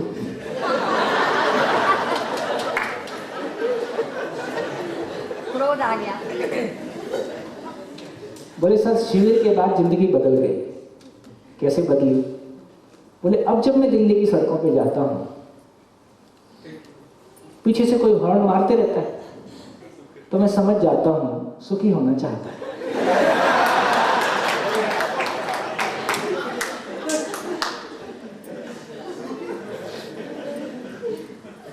बोले फिर मैं घर जाता हूँ। तो शिविर के दौरान मेरे को समझ में आया कि एक लड़की अपना सब कुछ छोड़ के लड़के के घर में आ जाती है और लड़का ये सोच के कि अब ये तो आई गई है, कहाँ जाएगी, वो कुछ और पाने निकल जाता है। जितना उसको ध्यान रखने की जरूरत है ऐसा वो उस पर ध्यान नहीं दे पाता है, उसके इमोशन के साथ में न्याय नहीं कर पाता है, ये मेरे को समझ में आया। कहता मैं घर गया, उसने दरवाजा खोला, मैंने पूछा क्या लाना है, बोली अंदर आ जा। कुछ लाना नहीं। समझदारी। भाई वो तो 2 माला उतरेगी, फिर पैदल जाएगी, मैं तो 2 छलांग मारूंगा, एक्टिवा उठाऊंगा, दूध ला दूंगा, प्याज ला दूंगा, इसमें क्या खास बात है ना? तो बोले सर ये तो इतना आसान काम था, मैं तो सोचा नहीं था जिंदगी इतनी आसान होगी। ऐसे ही मेरी गृहस्थी भी 30 रुपए में बसी। मैं जीवन विद्या के पहले अपनी धर्मपत्नी को कभी नहीं समझा पाया कि मैं जिंदगी में क्या करना चाहता हूं। मैं दिल्ली का रहने वाला, जिंदगी की तलाश में बस्तर पहुंचा, वहां किसी ने हमको 20 एकड़ जमीन दे दिया, तुम इसमें खेती कर लो। मेरे को बोले तुमको खेती करनी थी तो अपने घर में पहले से थी, 1500 किलोमीटर दूर आके मरने की क्या जरूरत थी। अब मैं उसको कैसे समझाऊं कि यार मैं खेती करना नहीं चाहता हूं, मैं कुछ और करना चाहता हूं, पर ये उसमें इंस्ट्रूमेंट है। मैं नहीं समझा पाया। वो भी परेशान रहती थी, मैं भी परेशान ही रहता था, जिनके लिए काम करते थे वो भी परेशान रहते थे, जिनको पैसा लगाते थे वो भी परेशान। तो मैं भी सोचता था यार कोई खुश नहीं है, झंझट तो कुछ है। जब मैंने पहला शिविर किया तो मैंने तीसरे दिन फोन लगाया, कैसी हो? बोले तुम्हारी तबीयत ठीक है? क्योंकि मैंने ऐसे कभी फोन किया नहीं था। हम तो एक बार घर से गए, 2 दिन के लिए बोल के गए, 5 दिन में वापस आए, और जहाँ जाते थे वहीं फंसे, कुछ अपनी झंझटों में फंसे रहते। उसका ध्यान बीवी क्या है, बीवी कहाँ है? तो मैंने कहा नहीं मैं ठीक हूँ यार, ऐसे ऐसे परिवार पे चर्चा हुई और मेरे को थोड़ा अपराध बोध हुआ कि मैं तुम्हारे साथ न्याय नहीं किया। बोले कोई नहीं तुम आ जाओ आराम से बात। तो 10 रुपया खर्चा। 5वें दिन फिर परिवार की चर्चा निकल आई, तो और अपराध बोध हुआ। मेरे को मेरी स्थिति बताता हूँ आपको कि मैं एक बच्चे का बाप होते हुए, उसमें फ़ोन नहीं हुआ करते थे, मतलब हम जंगल में चले गए तो बस्तर में वहाँ फ़ोन नहीं हुआ करता था। 1-2 दिन के लिए बोल के गए, 5 दिन में वापस आए, और मैं सच्चाई में काम करते हुए, बस्तरों के जंगलों में घूमते हुए, आदिवासियों के साथ काम करते हुए, मैं ये भूल जाता था कि मैं शादीशुदा आदमी हूँ, मैं एक बच्चे का बाप हूँ। और मैं इसको अपनी महानता भी मानता था कि मैं कितना बढ़िया आदमी। और बीवी नाराज रहती थी तो मैं अपने आप को मतलब लगा लेता था कि सभी महापुरुषों की बीवियां नाराज ही रहती।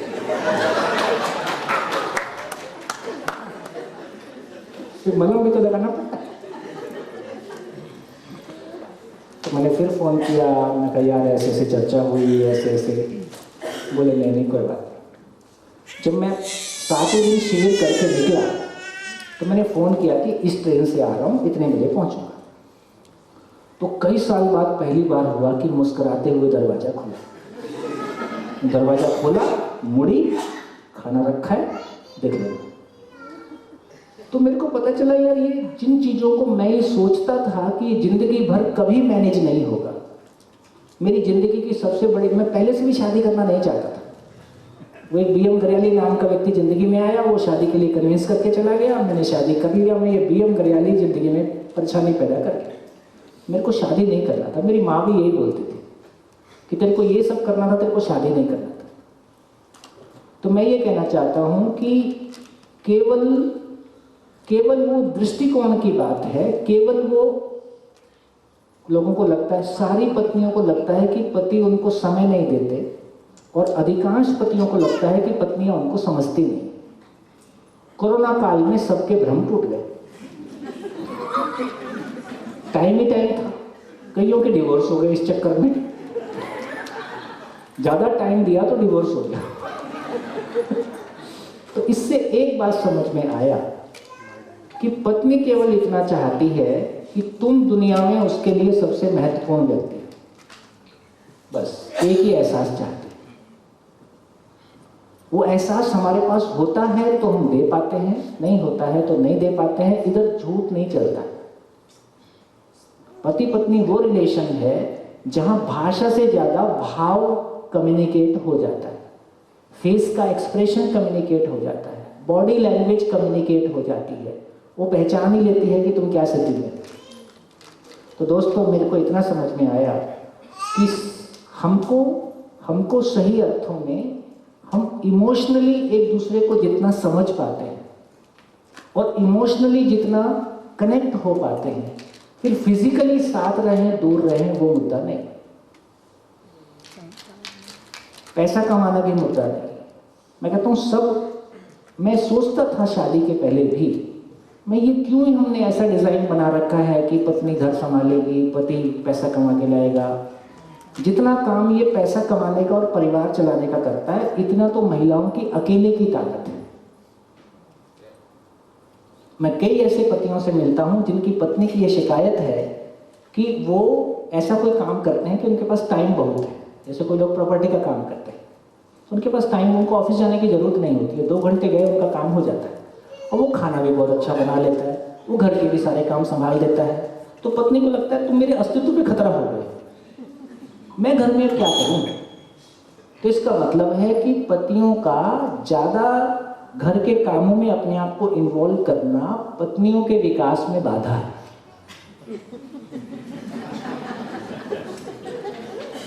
जिंदगी समझ में आएगी तब। यदि जिंदगी जितनी बड़ी हम ओनरशिप लेते हैं उतना अधिक हमारा विकास होता है। जब जिंदगी समझ में आएगी तो हम सभी ये चाहते हैं कि ये समाज बिल्कुल अच्छा हो। कितने लोग चाहते हैं? और हम क्या करेंगे समाज में? हम समाज का शोषण करके अपना घर भरेंगे और हम चाहेंगे कि समाज अच्छा हो। तो क्या मंगल ग्रह से लोग आएंगे? तो एक परिवार की जितनी जिम्मेदारी अपने परिवार को संभालने की है, उतनी ही जिम्मेदारी समाज भी स्वस्थ रहे ये परिवार की जिम्मेदारी है। क्या लगता है? क्या लगता है? हम सबसे मिलके ही समाज है ना। अब आप शांति से सोचिए कि आप समाज भय से मुक्त हो जाए, इसके लिए रोजमर्रा की जिंदगी में आप क्या कंट्रीब्यूशन करते हैं? कितने लोग चाहते हैं कि समाज भय से मुक्त हो जाए? सभी चाहते हैं। आप रोजमर्रा की जिंदगी में क्या ऐसा करते हैं जिससे समाज भय से मुक्त हो जाएगा? ये इम्बैलेंस हुआ कि नहीं? और ये भी समझ में आया कि किसी भी इकाई का आचरण उससे बड़ी इकाई में तय होता है। तो परिवार का आचरण समाज में तय होगा। यदि परिवार समाज के भयमुक्त होने में शामिल हुआ तो परिवार के लोग मिलके आपस में इस बात की खुशी मनाएंगे कि हमारा परिवार ने ये कंट्रीब्यूशन किया। जब तक कोई अक्षय बल शक्ति से संपन्न मानव, सोचने समझने की असीम क्षमता से संपन्न मानव असीम क्षमता को लगा रखा है केवल 4 पैसे पैदा करने में, इसकी तृप्ति नहीं होगी। तो ये हमारी बाध्यता है, मजबूरी है, आवश्यकता है कि समाज के भय से मुक्त होने में हमारे समाज, एक बच्चे के लिए हम क्या चाहते हैं? बच्चा परिवार का नाम रोशन करेगा। ये बच्चा परिवार का नाम रोशन करेगा तो परिवार क्या करेगा? उससे वो एनवायरनमेंट प्रोवाइड करेगा। परिवार, इसका मतलब है कि परिवार समाज के भयमुक्त होने में काम करेगा तो बच्चा समाज में परिवार का नाम रोशन करने का मतलब ही है। मैंने अभी भी कहा, हम दूसरों के जिंदा रहने में सहयोगी हैं, इसलिए हम जिंदा हैं। जिस दिन हम समाज के जीने में सहयोगी होंगे तो हम जी पाएंगे। रिवर्स है मामला। तो मैंने पहले से ही तय किया था कि हम ऐसा जिएंगे कि, और दर्शन में कहा गया है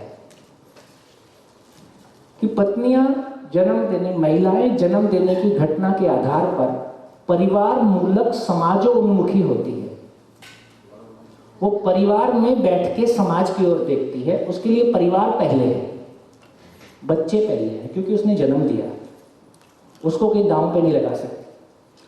पुरुष समाज मूलक परिवारोन्मुखी है, क्योंकि पुरुष समाज में जो भी कमाने खाने के काम थे, है ना, तो पुरुष समाज में बैठ के परिवार की ओर देखता है, महिला परिवार में बैठ के समाज की ओर देखती है। इससे समाज भी पूरा होता है, परिवार भी पूरा होता है।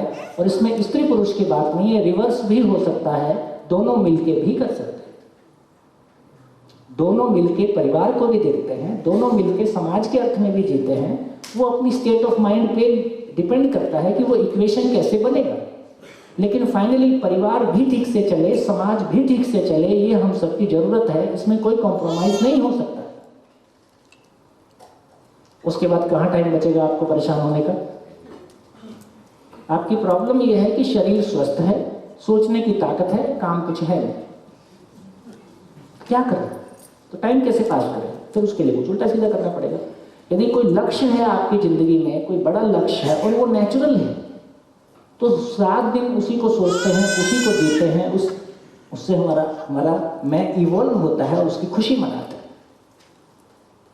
पुरुष के सब इक्वल काम करना चाहती है, तो थोड़ा ये मुझको ये समझ मिल रही है कि पहले से ही जो सालों से देखते आ रहे हैं कि मेल कमाते हैं तो उसकी वैल्यू है। लेडीज़ घर में कितना भी पीसती हैं, कुछ भी बर्तन ये वो, पहले बर्तन करती थी, अभी थोड़ा कम करती है, पर दूसरा घर के सब बच्चों को पढ़ाना, उसके स्कूल में जाना, सास ससुर की सेवा करना, मेहमान आए तो उसका देखना, उसके बहुत सारे काम रहते हैं। लेकिन इतने सालों में ऐसा देखा कि लेडीज़ को वो वैल्यू, वो क्रेडिट नहीं मिलती है। इसलिए मेरे को ऐसा समझ में आ रहा है कि इसलिए आजकल लेडीज़ लोग ज़्यादा बाहर के काम करने लगे। हो गया, मैं समझ गया आपकी बात। लोग मेरी वैल्यू करेंगे कि नहीं करेंगे, ये उनका माइंडसेट है, ये उनकी स्टेट ऑफ माइंड है। लोग मेरी वैल्यू करते हैं और मैं खुद की वैल्यू नहीं कर पाता हूं, तो भी मेरी वैल्यू नहीं हो पाती। क्या बात समझ में? जो स्वयं में सम्मानित है उसका कोई अपमान कर सके ये भी संभव नहीं है, और जो स्वयं में सम्मानित नहीं है उसका कोई सम्मान कर सके ये भी संभव नहीं। जब मैं स्वयं में सम्मानित, मुझको पता है कि मैं क्या करता हूं, इसका मतलब है स्व मूल्यांकन है तो पर मूल्यांकन नहीं है, पर मूल्यांकन है तो स्व मूल्यांकन नहीं है। तो प्रॉब्लम ये नहीं है कि लोग मेरी वैल्यू नहीं करते, प्रॉब्लम ये है कि मैं खुद की वैल्यू नहीं करता। लोग भी यही मानते हैं कि पैसा कमाने से वैल्यू होती है, मैं भी यही मानता हूं कि पैसा कमाने से वैल्यू होती है। मैं एक आदमी आपके सामने बैठा हूं जिसने पैसा नहीं कमाया, मेरा घर मेरी वाइफ नहीं चलाया, मैं उसको अपना पति स्वरूप कहता हूं, क्योंकि वो हमेशा कंधे से कंधा मिला के खड़ी रही और तुम करो मैं तुम्हारे, क्योंकि ये सही काम है, ये होना चाहिए। ठीक हो गया? मैं वो पति हूं जिसने अपनी पत्नी, जिसने अपने परिवार में पैसा भी नहीं दिया, टाइम भी नहीं दिया। जाओ, आज तक हमने 2 फिल्में साथ में देखी 32 साल की लाइफ। मैंने आज तक 5 रुपए का गिफ्ट नहीं दिया। अब मैं तुमको खुद को ही दे दिया हूं तो गिफ्ट क्या करेगी? भाई आप एक नेकलेस गले में पहनते हो, मैं खुद ही आपके गले में लटका हुआ हूं। आप बोल रहे हैं कि स्वयं में मूल्यांकन किया तो बाहर की जरूरत नहीं है। जरूरत नहीं है, आपके सामने बैठा हूं। हाँ, समझ गई। सुन लो। मैं उस तमाम दौर से गुजरा हूं जब लोगों ने पैसा ना कमाने की वजह से मेरे को उन तमाम निगाहों से देखा जिससे लोग सबको देखते हैं। मेरे घर वालों ने भी देखा, बाहर वालों ने भी देखा। मैं तब भी उनकी नज़रों को समझता था कि इनके मूल्यांकन का तरीका इतना ही है। शुरू में मैं प्रभावित होता था, धीरे धीरे में जैसे जैसे मेरा स्व मूल्यांकन होता गया वैसे वैसे मैं प्रभावित नहीं होता था। तो इससे ये समझ में आया, मैं ये कहना चाहता हूँ कि आज भी कोई धन या पद मेरे पास नहीं है, इसके बावजूद भी मैं किसी से प्रभावित नहीं होता। 10,000 करोड़ वाला बैठे कि 50,000 करोड़ वाला बैठे, सीएम बैठे कि पीएम बैठे, हम अपने स्वत्व के साथ बने हैं, इसमें अहंकार की बात नहीं है। तो मैंने 3 बातें आपसे कही, मेरी 2 रोटी मेरे साथ हो जाए, मेरा सुख मेरे पास हो जाए, मेरा सम्मान मेरे पास हो जाए। जैसे ही आपका सुख की निर्भरता दूसरों से खत्म होती है, अब धीरे से समझ में आता ही है कि समाधान से ही मैं सुखी होता हूँ, दूसरे के सम्मान करने से सुखी नहीं होता। तो फिर ये तमाम समस्याएं खत्म हो जाती हैं। दूसरों की तो समझ में आती है, पर जब हमारे खुद के परिवार में अगर जेंट्स की वैल्यू ज्यादा और लेडीज की कम होती है तो कोई किसी की वैल्यू कम नहीं है। आपकी परिवार में हमको भी गिनना चाहिए। आपकी वैल्यू आपकी नजरों में कम नहीं है, आप पैसा कमा लोगे तो भी कम ही रहेगा, है ना? तो जिन्होंने नौकरी कर ली उनकी वैल्यू ठीक हो गई, उनसे पूछ लो। कुछ नहीं हुआ, घर भी छूट गया, बाहर भी छूट गया, संबंध भी छूट गए, हाथ में कुछ नहीं आया, हम अकेले रहे। ईगो आ गया, बीच में ईगो आ गया। समझ, हाँ, बीच में समझ होगी, पति पत्नी दोनों में समझ होगी तो फिर सब कुछ तय हो जाएगा। देखो कितना, क्या हमने कैसा जिया है बिना समझ के। पति कमाएगा और पूरा पैसा लाके पत्नी के हाथ में देगा और वो ग्रह लक्ष्मी है और फाइनली वो घर चलाएगा। एक कमा के लाया, उसको पता ही है कि मैं कमा के लाया। एक के हाथ में सारा पैसा है, उसको पता है मेरे हाथ में सारा पैसा है। दोनों की प्रॉब्लम खत्म। हमारा घर भी ठीक चल गया, बाहर भी ठीक चल गया। फाइनली ठीक नहीं चला, संवेदनशीलता से चला।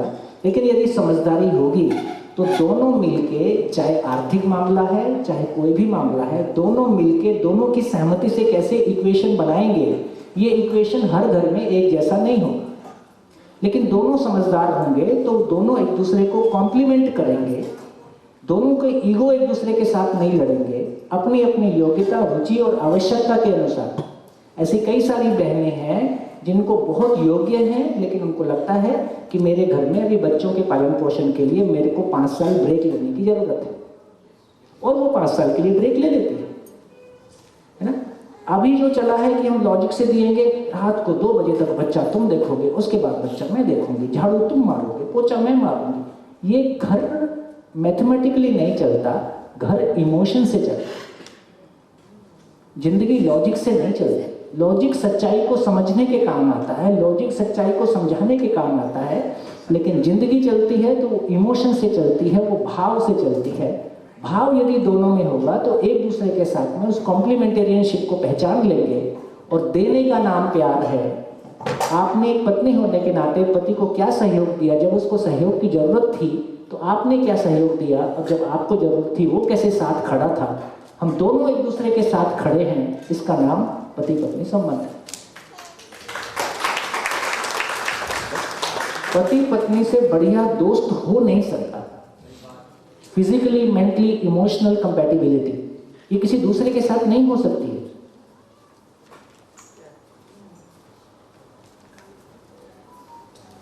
होले होले। फिर सुख क्या है? झगड़ा नहीं करना है। सुख क्या है?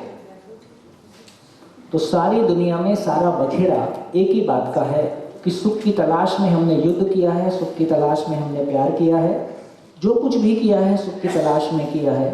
यदि धरती के सभी मानव सुखी होना चाहते हैं तो प्रकृति में सभी के सुखी होने की कोई व्यवस्था है ही। उस व्यवस्था को अपने को पहचानना है।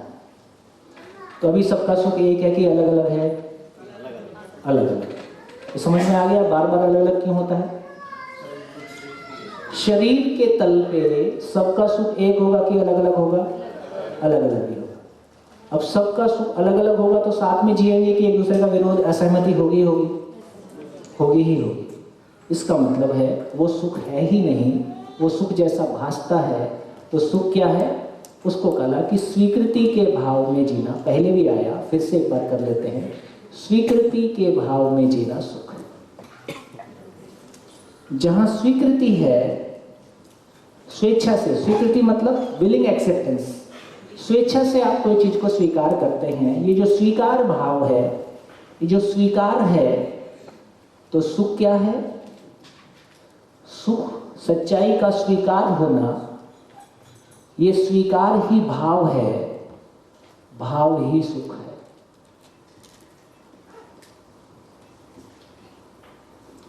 किसका स्वीकार होना? अभी तो केवल स्वीकार को लेके चले, फिर धीरे धीरे इसको और गहरा खोलेंगे। अभी आप देख लीजिए, जहां भी आपके दुख हैं वो केवल आपकी अस्वीकृति है, जहां भी आपके सुख हैं वो आपकी स्वीकृति है। पहले देख लीजिए ऐसा है कि नहीं। तो क्या निकल के आया? सुख क्या है? स्वीकृति। जितना गहरा स्वीकृति है उतना गहरा सुख है। जितनी सरफेशियल स्वीकृति है उतना सरफेशियल है। मैंने एग्जाम्पल दिया, पति 2 लोग को ले आए, मायके से 2 लोग आ जाएं, दोनों में क्या फर्क होता है? अपना बच्चा दूसरे के बच्चे में क्या फर्क होता है? तो हमारी स्वीकृति जितनी गहरी है, कंप्लीट है, पूर्ण है, तो इसका मतलब है सुख क्या है? स्वीकृति है। और फिर दुख क्या है? अस्वीकृति है। तो पूरी धरती के सभी लोगों के लिए पहले ये चेक करते हैं सुख और दुख क्या है, फ्रूट है। फ्रूट होगा तो रूट भी होगी। यदि रूट पकड़ में आ जाए तो रूट ट्रीटमेंट करके उसको हैंडल कर लेंगे। तो फ्रूट्स पे फ्रूट तो सुख और दुख के रूप में है, लेकिन उसका रूट क्या है? कोई चीज स्वीकार हो रही है, कोई चीज स्वीकार नहीं हो रही है। जो स्वेच्छा से स्वीकार हो रहा है इसका नाम सुख है। अभी सही गलत की बात नहीं हो रही है, अभी केवल उस क्रिया की बात हो रही है कि मैं कैसे सुखी दुखी होता हूं। जो चीज मेरे को स्वीकार नहीं हो रही है इसका नाम दुख है। तो आप कोई ऐसा एग्जाम्पल ढूंढ के लाओ कि कोई चीज आपको अस्वीकार हो रही हो, उसमें आप सुखी होते हैं। हर बार हम प्रकृति में जो नियम है चैतन्य के लिए, मानव के लिए, उस नियम को समझने की कोशिश कर रहे हैं। तो भ्रमित मानव के लिए भी, जागृत मानव के लिए भी एक ही नियम काम कर रहा है कि जब भी वो स्वीकृति के साथ होता है इसका नाम सुख है, जब भी वो अस्वीकृति के साथ होता है इसका नाम दुख है। इसके विपरीत कोई एग्जाम्पल आपके पास हो तो लाइए।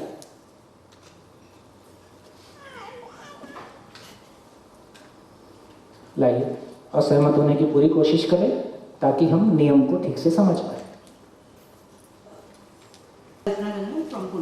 जी, कभी कभी ऐसा होता है कि हमारे आप घटी घटनाएं की चर्चा करें तो अच्छा होगा। हाँ ठीक है। बच्चा है, बड़ा बच्चा है, बड़ा बच्चा, हाँ मतलब समझिए 30 इयर्स ओल्ड है। हाँ। तो मतलब बाकी की बात नहीं, सच्चाई हाँ। वो बाहर जाना चाहता है या चाहती है, दोनों में से कुछ भी होता है। बाहर मतलब इंडिया से बाहर? नहीं, और अच्छा, शाम को घर से बाहर। हाँ। और एज ए मदर मेरे को लगता है कि नहीं जाना चाहिए। उस समय मुझे लगता है कि नहीं जाना चाहिए, फिर वो मुझे समझाता है या समझाती है कि जो है नहीं ये तो ठीक है क्योंकि ऐसी ऐसी बातें हैं। तो मुझे बाद में लगता है कि हाँ ठीक है चलो कोई बात नहीं, चले जाना चाहिए। पर मन में थोड़ा सा ये भी डाउट भी रहता है। तो अस्वीकृति भी हो गई उसमें, मतलब इतनी खुशी खुशी नहीं दी मैंने स्वीकृति, और मजबूरी बस दे दी।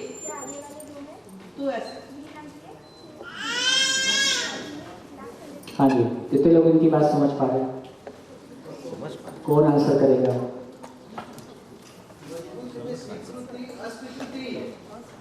तो वो स्वीकृति है कि समझौता है? आपको पता है ये मानने वाला तो है नहीं, करेगा तो वही जो इसको करना है। फिर आप अपने मन को मनाते हो तो कुछ मान पाते हो, कुछ नहीं मान पाते हो। जितना मान लिया उतना दुख कम हो गया, जितना नहीं मान पा रहे उतना दुख बना हुआ है। इसी का नाम समझौता है। कभी ऐसा भी होता है, नियम काम कर रहा है कि नहीं? जितनी स्वीकृति उतना सुख, जितनी अस्वीकृति उतना सुख। एक ही घटना में एक पार्ट है जिसको मैं स्वीकार पा रहा हूँ, दूसरा पार्ट है मैं नहीं स्वीकार पा रहा हूँ।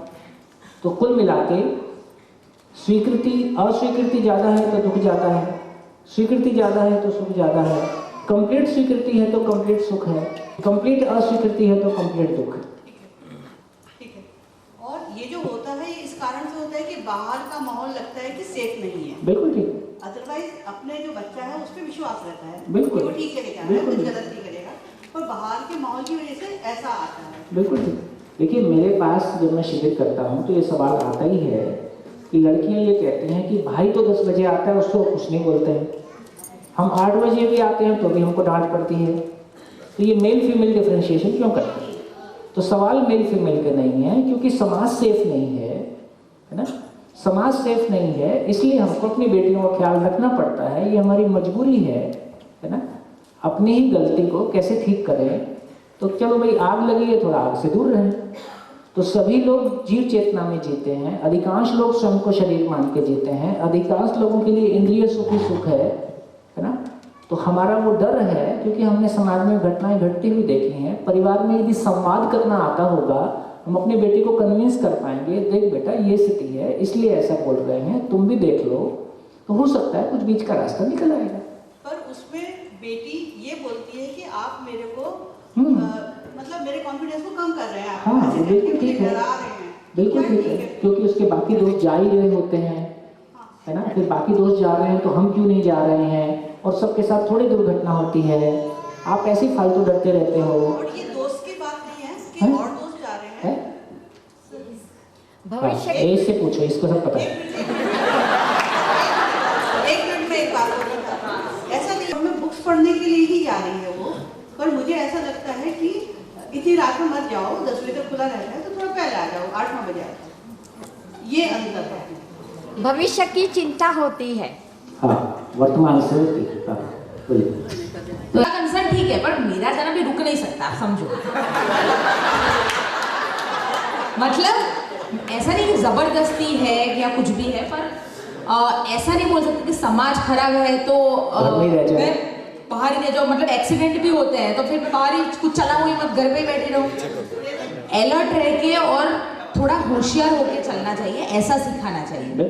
और आपके हाँ बोलने से समझौता हो गया है, पर वो एक स्पेस क्रिएट हो गई कि हाँ मम्मी को एक कंफर्ट महसूस हो जाएगा उसको, ताकि दोबारा आपसे वो खुल के बात भी कर सकती है धीरे धीरे। तो आपको वो लॉन्ग रन में ज्यादा, हाँ सभी गलत चीजों में नहीं, गलत चीजों में आप समझा सकते हो उसको, पर ये वाली सिचुएशन में एक कंफर्ट पैदा हो जाता है।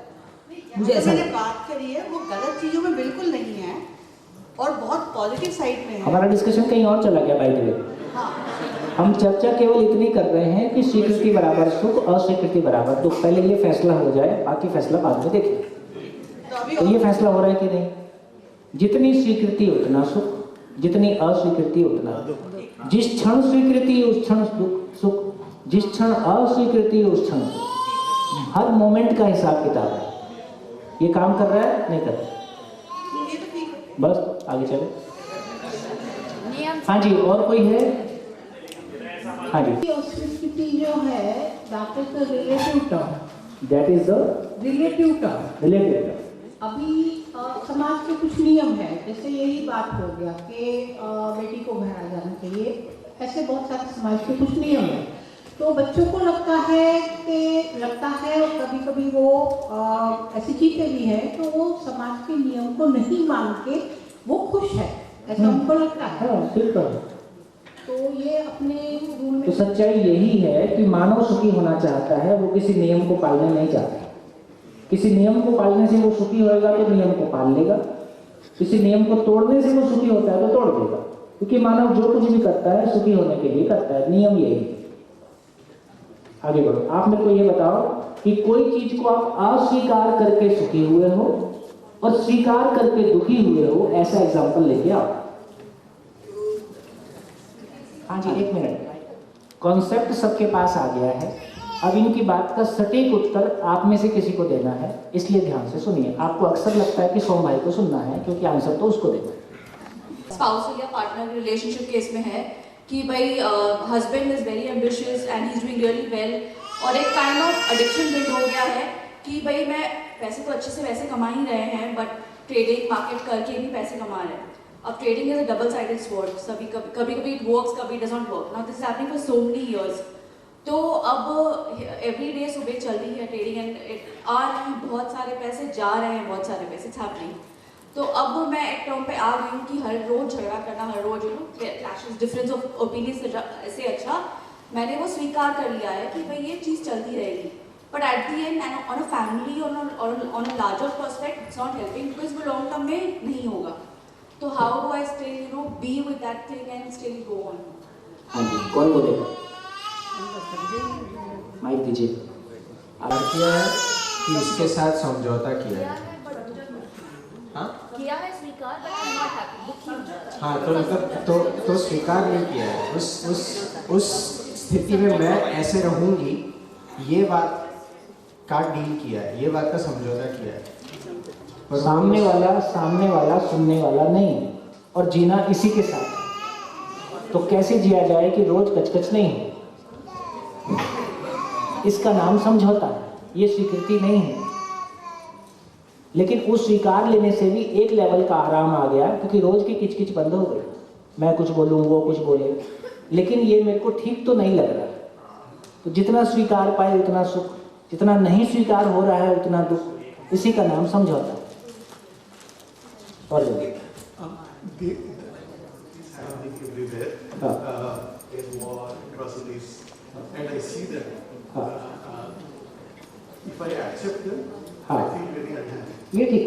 अब आप थोड़े अगले लेवल पे चले। अब हम उस लेवल पे आ गए, लेकिन ये तो समझ में आ गया जैसे मैं किसी कंट्री विशेष को पसंद नहीं करता और किसी कंट्री विशेष ने उस पर युद्ध कर दिया और उसको खत्म नहीं कर दिया, सही हो गया, आपको युद्ध से कहां प्रॉब्लम? ठीक हो गया?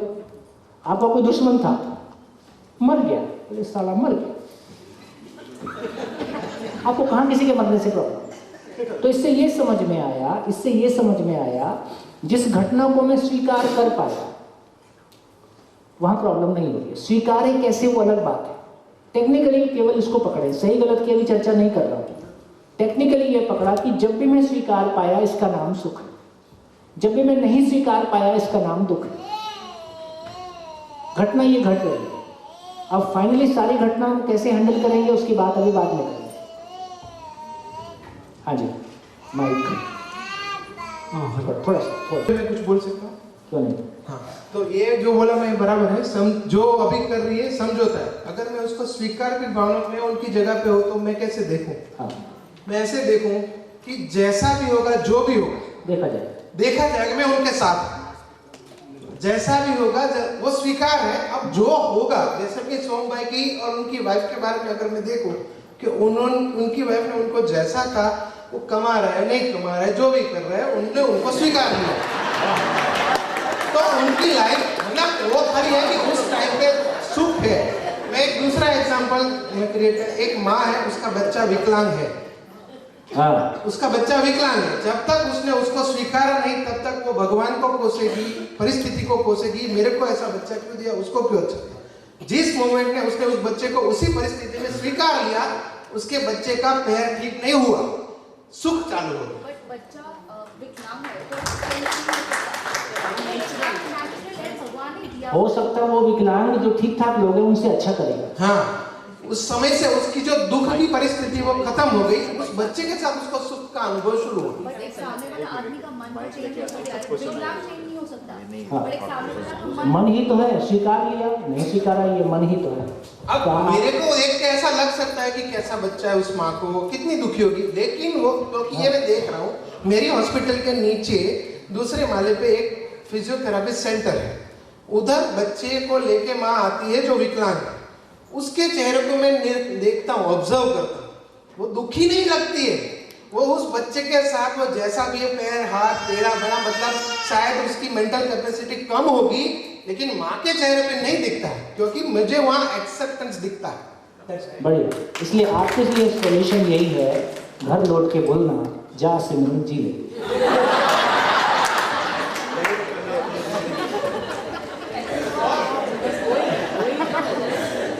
ये पिक्चर आपने ठीक से देखी। ऐसा हो जाएगा, जा जी ले अपनी जिंदगी और पैसे डुबा और क्या होगा भाई, इसका मतलब क्या होगा, मतलब धीरे से ये होगा कि धीरे से इतना उसके साथ खड़ी हो जाओगे ना, उसे बोलोगे चल, एक होता है ब्लैकमेल, एक होता है व्हाइट मेल। उसको आप व्हाइट मेल कर देना कि मेरे को 7 दिन दे दे, आप इधर ले आना, बाकी में देख लो।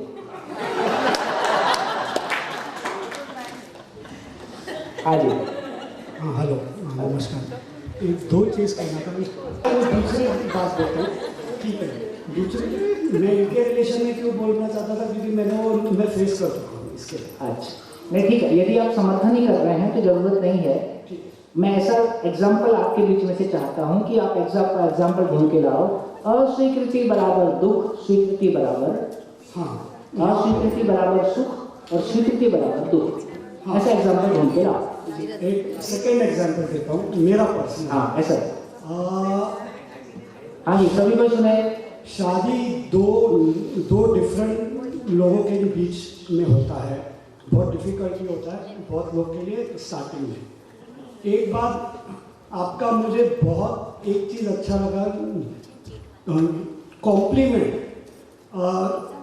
एक तरफ हम दोनों ने डिसाइड कर लिया कि हम ढूंढेंगे कि where we are complementing to each other. जो दिन वो स्पेस मिल गया ना तो सुखी सुख, बस। देखिए मैं आपको बात बता रहा हूँ, जैसे मैंने पता नहीं वो शेयर किया एक लाइन के नहीं किया, कि सामने मेरी शादी नहीं टिकी, मेरा डिवोर्स पक्का है, क्योंकि मैं यही सब काम करने वाला हूँ जो कुछ कर रहा था। तो मैंने तय किया कि नहीं करूँ, फिर कोई एक आदमी आया, उसने कुछ समझाया, तो फाइनली फिर मैंने क्या सोचा, मेरे को मेरी माँ बहुत पसंद थी, तो मैंने ऊपर वाले के साथ मेरे अच्छे रिलेशन है पहले से, तो मैंने ऊपर वाले को बोला कि मेरे को बीवी देना तो मेरी माँ जैसी देना, नहीं तो मत देना, क्योंकि वही झेल पाए। और आप मानोगे नहीं, डिट्टो फोटोकॉपी। आपको क्लैरिटी होनी चाहिए, मॉल में सब मटेरियल है, आपको क्लैरिटी होनी चाहिए कि क्या लेना है। यदि क्लैरिटी है, यदि आपकी क्लैरिटी है तो नेचर आपको, मतलब मेरी तो ऐसी आस्था, आप मांगो, क्लियरली मांगो, ये आजू बाजू कुछ नहीं। मैंने 92 में जब जॉब करता था तब मेरे पास ये भाषा थी कि अब मेरे को इंसान का नौकरी नहीं करना है, अब मेरे को केवल भगवान का नौकरी करना है। और टर्म्स एंड कंडीशन भी तय कर दिया, पेट में पेट्रोल और गाड़ी में पेट्रोल डाल देना, इसके अलावा जिंदगी में कुछ नहीं होना। आज तक ना गाड़ी में पेट्रोल कम पड़ा, ना पेट में कम पड़ा, और धुआंधार काम किया। और सरकारी पैसा कभी नहीं हाथ लगाऊंगा। 92 में तय किया था कि सरकारी पैसे को हाथ नहीं लगाऊंगा। 92 में तय किया था कि सामाजिक पैसे को भी हाथ नहीं लगाऊंगा। ना सरकारी पैसा लिया, ना किसी का दान चंदा लिया, तो भी जिंदगी में ठसके के साथ जिया। तो मैं कहना चाहता हूं कि आपकी क्लैरिटी, आपकी निष्ठा, आपका विजन, इतनी सारी आंखें आपको लगातार देख रही है। कहते हैं ना दीवारों के भी कान होते हैं, तो दीवारों के कान का मतलब है कि इतनी सारी आंखें आपको लगातार देख रही हैं। यदि आप पवित्रता से चलते हो, ठीक से चलते हो, कितने लोगों का स्नेह सहयोग आपके साथ बरसता है, आप में अहंकार नहीं होगा। तो भाई साहब, प्रकृति अपने आप में पूर्ण है, ये वाकई में पूर्ण है। जब मैं जॉब करता था, जब मैं उसमें था, मेरे मन में ये भी ख्याल आता था, मेरे को ये कोई पॉइंट पे ये भरोसा हो गया था कि मेरा स्क्रू लूज हो गया है, क्योंकि सारे लोग मेरे को बोलते थे कि तुम तो पागल हो। संयोग से उस बीच में मैं गायत्री परिवार के टच में आया और मैंने उनकी बहुत सारी किताबें, छोटी छोटी किताबें होती, तो मैंने उनकी, तो मेरे को एक सज्जन मेरे मामा ही थे, उनमें मेरे पास बहुत सारे क्वेश्चन होते थे, तो उन्होंने मेरे को बोरा भर के दे दिया। उन्होंने पढ़ ली होंगी सारी, उनको लगा तू ले जा। मैं बोरा भर के, चंडीगढ़ में मेरी पोस्टिंग हुआ करती थी, वहाँ ले गया। मैंने वो किताबें पढ़ना शुरू किया, तो मेरे को पहली बार ये लगा कि मैं ठीक ठाक आदमी हूँ, क्योंकि मेरे को ये लगा कि अच्छी बात लिखी है, जो मैं सोचता हूँ ऐसा लिखा है। तो मैं इतनी खुशी हुई मेरे को, मैं 3 दिन खाना नहीं खाया, केवल घर में जो सूखा नाश्ता रहते ना, और वो हमारे वो गार्डन में थोड़े वो लगे थे अनार वनार, तो मैं 3 दिन खाना नहीं खाया। मैं 3 दिन रात और दिन पढ़ता रहा जब तक वो पूरी किताबें खत्म नहीं कर दिया। और उसके बाद मेरे को इतनी खुशी लगी, मैं ठीक ठाक आदमी, केवल एक एहसास कि मैं ठीक ठाक आदमी। तो ये मैं कुछ और कह रहा था, मिस कर गया, चलो ध्यान में आएगा तो बताऊंगा। लेकिन सार में इतना ही कहना चाहता हूँ कि हर पॉइंट पे जब हमारे को कोई क्लियर विजन दिखता रहता है तो फिर हमारे बहुत सारे निर्णय सटीक पड़ जाते हैं। एक मेरा क्वेश्चन है कि अगर किसी को निरंतर सुख की प्राप्ति हो जाती है, इसका मतलब है कि उनकी जिंदगी में कभी भी अस्वीकृति नहीं होती है? हाँ, ये अच्छी बात है। अब 2 बातें आ गई। एक तो भाई साहब ने कहा कि इतने सारे युद्ध और नेगेटिविटी, दूसरा आपने कहा कि अस्वीकृति नहीं आती है। तो इसका अर्थ ये हुआ, अब मेरे को लगता है इसको आगे हम खोल सकते हैं। तो इससे ये पता चला, जैसे मैं एक एग्जांपल दे दूं ताकि और क्लैरिटी हो जाए।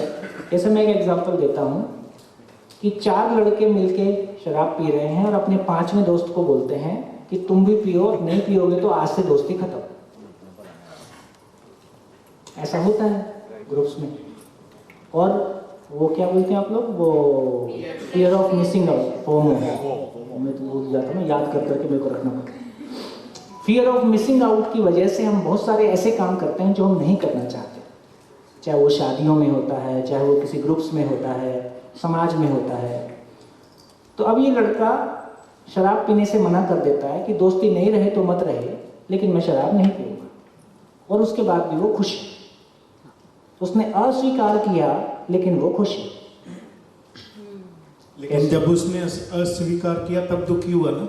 नहीं किया, तो कह रहा है मैं नहीं पीऊंगा और मैं खुश हूं, मैंने अस्वीकार किया और मैं खुश हूं।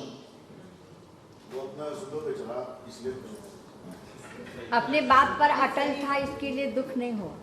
उसको क्लियर है कि मैं नहीं पीऊंगा, उसको उस चीज़ की स्वीकृति है कि मैं नहीं पी के भी मैं अपने दोस्त मतलब मैं ऐसे ही दोस्तों के साथ रहूंगा जो मुझे इसके लिए फोर्स नहीं करेंगे।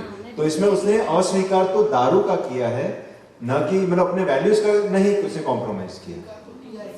नहीं मतलब कोई सिचुएशन ऐसी है ना जिसको आप एक्सेप्ट नहीं कर पाते, कोई सिचुएशन ऐसी होती है जिसको आप एक्सेप्ट नहीं कर पाते हो, तभी आप समाज को चेंज करना चाहते हो ना। तो जिस पर्टिकुलर टाइम पे आपने एक्सेप्ट नहीं किया उस वक्त तो आप दुखी होगे ना। तो नहीं हो रहे वही कह रहे हैं। हाँ वो ऐसे लोगों में जाएगा जहाँ उसकी माइक दो।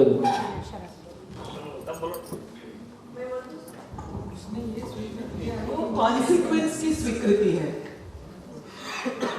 चलो इसको वाइंड अप करते हैं। अगर हम समझ गए और अस्तित्व के नियम के हिसाब से हम सही स्वीकार या अस्वीकार करते हैं, उसके हिसाब से सुख लगेगा और दुख। चलो हाँ, उसको आवश्यक ही नहीं लगा कि मुझे जरूरत है, तो उसकी अस्वीकृति देने की स्वीकृति है। ठीक हो गया? तो मैं मेरी स्वीकृति के साथ हूं कि मेरे को अस्वीकार ही करना है। अभी सही गलत की कोई चर्चा नहीं है ना। मेरे को खेलने जाना है और मम्मी बोल रही मत जाओ और मैं जाऊंगा। मैं मेरी स्वीकृति के साथ हूं, मेरे को ठीक लग रहा है। Who cares? तुम ठीक नहीं हो, तुम जो करना करते रहो। यदि वो नहीं स्वीकार हो रहा है, यदि फिर माँ का स्वीकार, तो स्वीकृति अस्वीकृति का खेल, ये स्वीकृति अस्वीकृति का खेल लगातार हमारे भीतर हर क्षण कितने सारे डायमेंशन में चलता रहता है कि नहीं। वो ठीक है कि मैं ठीक हूँ, उसकी गलती है कि मेरी गलती है, लगातार चलता रहता है। और इनको सॉर्ट आउट नहीं कर पा रहे क्योंकि हमारे पास आधार नहीं है, क्योंकि हमारे पास कोई यूनिवर्सल आधार नहीं है। तो ये एक मैंने बात कही, तो हमको ये ध्यान में आ गया कि अभी देखो बार बार क्या बोल रहा हूँ, आप असहमत होने की पूरी कोशिश करें। क्यों बोलता हूँ ये? क्योंकि हम उस नियम की गहराई में जाएं, उसके डिफरेंट एंगल लेके आएं, और उस तरह से यदि कोई नियम है तो हम पहचान पाएं कि हाँ यार काम तो ऐसे ही हो रहा है। तो जिस तरह से जड़ संसार में नियम काम करता है, उसी तरह से चैतन्य संसार में भी कोई नियम काम करता है। और यदि ये नियम का मतलब ही है कि वो सार्वकालिक है, सार्वदेशिक है, सार्वभौमिक है, यदि वो ऐसा है तो मेरे को खड़े होने का मजबूत जगह मिली, तो मेरा कॉन्फिडेंस लूज नहीं होता। 2 क्वेश्चन है, 2 ही सुख यही है, यही है सर। जी सर, मैं समझ सकती हूँ, समझना चाह रही हूँ अस्वीकृति को स्वीकृति में। जब हम 2 लोग पढ़ाई करते हैं साथ में, मेरे को पढ़ना होता है, किसी को बात करना होता है, मैं उनकी तरफ ध्यान नहीं देती हूँ और मैं अपने में खुश हूँ, मेरे को दुख नहीं है, तो उसको मैं क्या समझूँ? अस्वीकृति को स्वीकृति नहीं, मैं समझ नहीं पाया। हम 2 लोग पढ़ रहे हैं साथ में कोई शिविर में, कुछ चीज हम समझ रहे हैं, एक को दूसरे को तो समझना नहीं है, मेरे को समझना है, मेरे को पढ़ना ही है। तो फिर तो आप अपनी स्वीकृति के साथ है, वो अपनी स्वीकृति के साथ है। आपकी स्वीकृति पढ़ने में है, उसकी ना पढ़ने में है, तो उसमें अस्वीकृति स्वीकृति नहीं आएगा। अब आपको उसके ना पढ़ने से, देखो इससे दूसरा एग्जाम्पल लेते हैं। बच्चा सुबह 10 बजे सो के उठता है। क्या बच्चा रात को ये सोच के सोता है कि मैं कल 10 बजे उठूंगा और मम्मी पापा दुखी होंगे और मजा आएगा? ऐसा सोचता है? ऐसा नहीं सोचता। वो क्या सोचता है? मैं देर से सोया हूं इसलिए देर से उठूंगा। वो देर से सोता है क्योंकि उसको कोई सुख होगा देर से सोने में, कंडीशन होगी, कुछ भी होगा, जो भी रीजन होंगे। लेकिन बच्चा ये सोच के कभी नहीं सो रहा है कि मैं माँ बाप को दुखी करना चाहता हूँ, लेकिन वो खुद दुखी होना नहीं चाहता, वो सुखी होना चाहता है, इसलिए वो 10 बजे उठा। तो बच्चा आपको दुखी करने के लिए 10 बजे उठा कि वो अपने सुखी होने के लिए 10 बजे उठा? वो तो सुखी उससे आप दुखी होते हो, ये आपकी प्रॉब्लम नहीं। वो जो दूसरा है वो मेरे से दुखी है, फिर अगर मैं उसको स्वीकृति नहीं दे रही हूँ, के साथ बात मत करिए, तो मैं उसको स्वीकार नहीं पा रहा हूँ, मैं उस सिचुएशन को हैंडल नहीं कर पा रहा हूँ, उस सिचुएशन का सॉल्यूशन मेरे पास नहीं है, मेरे को सिचुएशन की स्वीकृति नहीं है, इसका नाम दुख। अब ये दूसरे के घर में हो रहा है, मेरे को क्या प्रॉब्लम? तो दुख मेरा दुख नहीं, तो मेरा दुख नहीं है वो। तो मेरी अस्वीकृति ही मेरा दुख है, मेरी स्वीकृति ही मेरा सुख है। दूसरे का बच्चा IAS बन गया, अब उसकी स्वीकृति मेरी स्वीकृति नहीं है। इससे यदि मेरा वो पहचान का है, उसकी खुशी नहीं मना सकता हूँ, और मेरा विरोधी है, उसका बच्चा बन गया, मेरा नहीं बना, मैं दुखी भी हो सकता हूँ। आपकी स्वीकृति के हिसाब से आपकी जिंदगी चल रही है। यदि मेरे को ये तार पकड़ में आ गया कि मेरी स्वीकृति के हिसाब से मेरी जिंदगी चल रही है और इस स्वीकृति को हैंडल किया जा सकता है, तो जिंदगी को हैंडल किया जा सकता है। छोटा एग्जांपल देता हूँ। हमारी जिंदगी के 70-80% प्रॉब्लम तो केवल सामान्य कॉमन सेंस के प्रॉब्लम है, जिसके लिए समझदारी की जरूरत नहीं है। मैं घर में गया तो एक बहन ने कहा कि अब हमको अलग होना पड़ेगा। मैंने कहा क्यों? बोले वो जैसे 2 BHK 3 BHK घर रहता है, बीच में वो जगह है, बच्चे वहीं खेलते हैं, मेरे कमरे में बॉल आती है, दोपहर को मैं सो नहीं पाती हूँ, ये रोज रोज का झंझट है, ऐसे कब तक चलेगा? बातें तो और भी रहती हैं, लेकिन आदमी कोई ना कोई बहाने से अपनी बात कहता है और इसका कोई इलाज नहीं है। बोलने से सुनते नहीं है और जब हम सोते हैं तभी खेलते हैं। तो मैं सुन के बोला, मैं कहा इसमें तो इतना परेशान होने की बात नहीं है। तो बोले मैं गेट भी बंद नहीं कर सकती, कोई ना कोई अंदर आते रहता है। अब इसका इलाज क्या है? गेट बंद कर नहीं सकती, बच्चे खेलेंगे, बॉल अंदर आएगी, झंझट होगा। क्या किया जाए? हैं? बॉल छुपा दो। क्या बोला? बॉल छुपा दो। ये देखो, ये सब तरीके। सॉल्यूशन है 300 रुपए। इसका सॉल्यूशन है 300 रुपए। ऑटोमेटिक डोर क्लोजर 300 रुपए का आता है। ऑटोमेशन। तो ये डोर तुम्हारा बंद रहेगा, जो बॉल अंदर नहीं आएगी। किसी को अंदर आना होगा तो डोर खोल के आ जाएगा, डोर क्लोजर अपने आप दरवाजा बंद कर देगा। इसमें क्या इतनी झंझट है? हाँ बोलिए, ऐसा मैंने सोचा नहीं। ऐसे मैंने सोचा था। अब दूसरी बात, घर में कोई एक व्यक्ति को ऊंचा बोलने की आदत है और किसी को ऊंची आवाज खराब लगती है,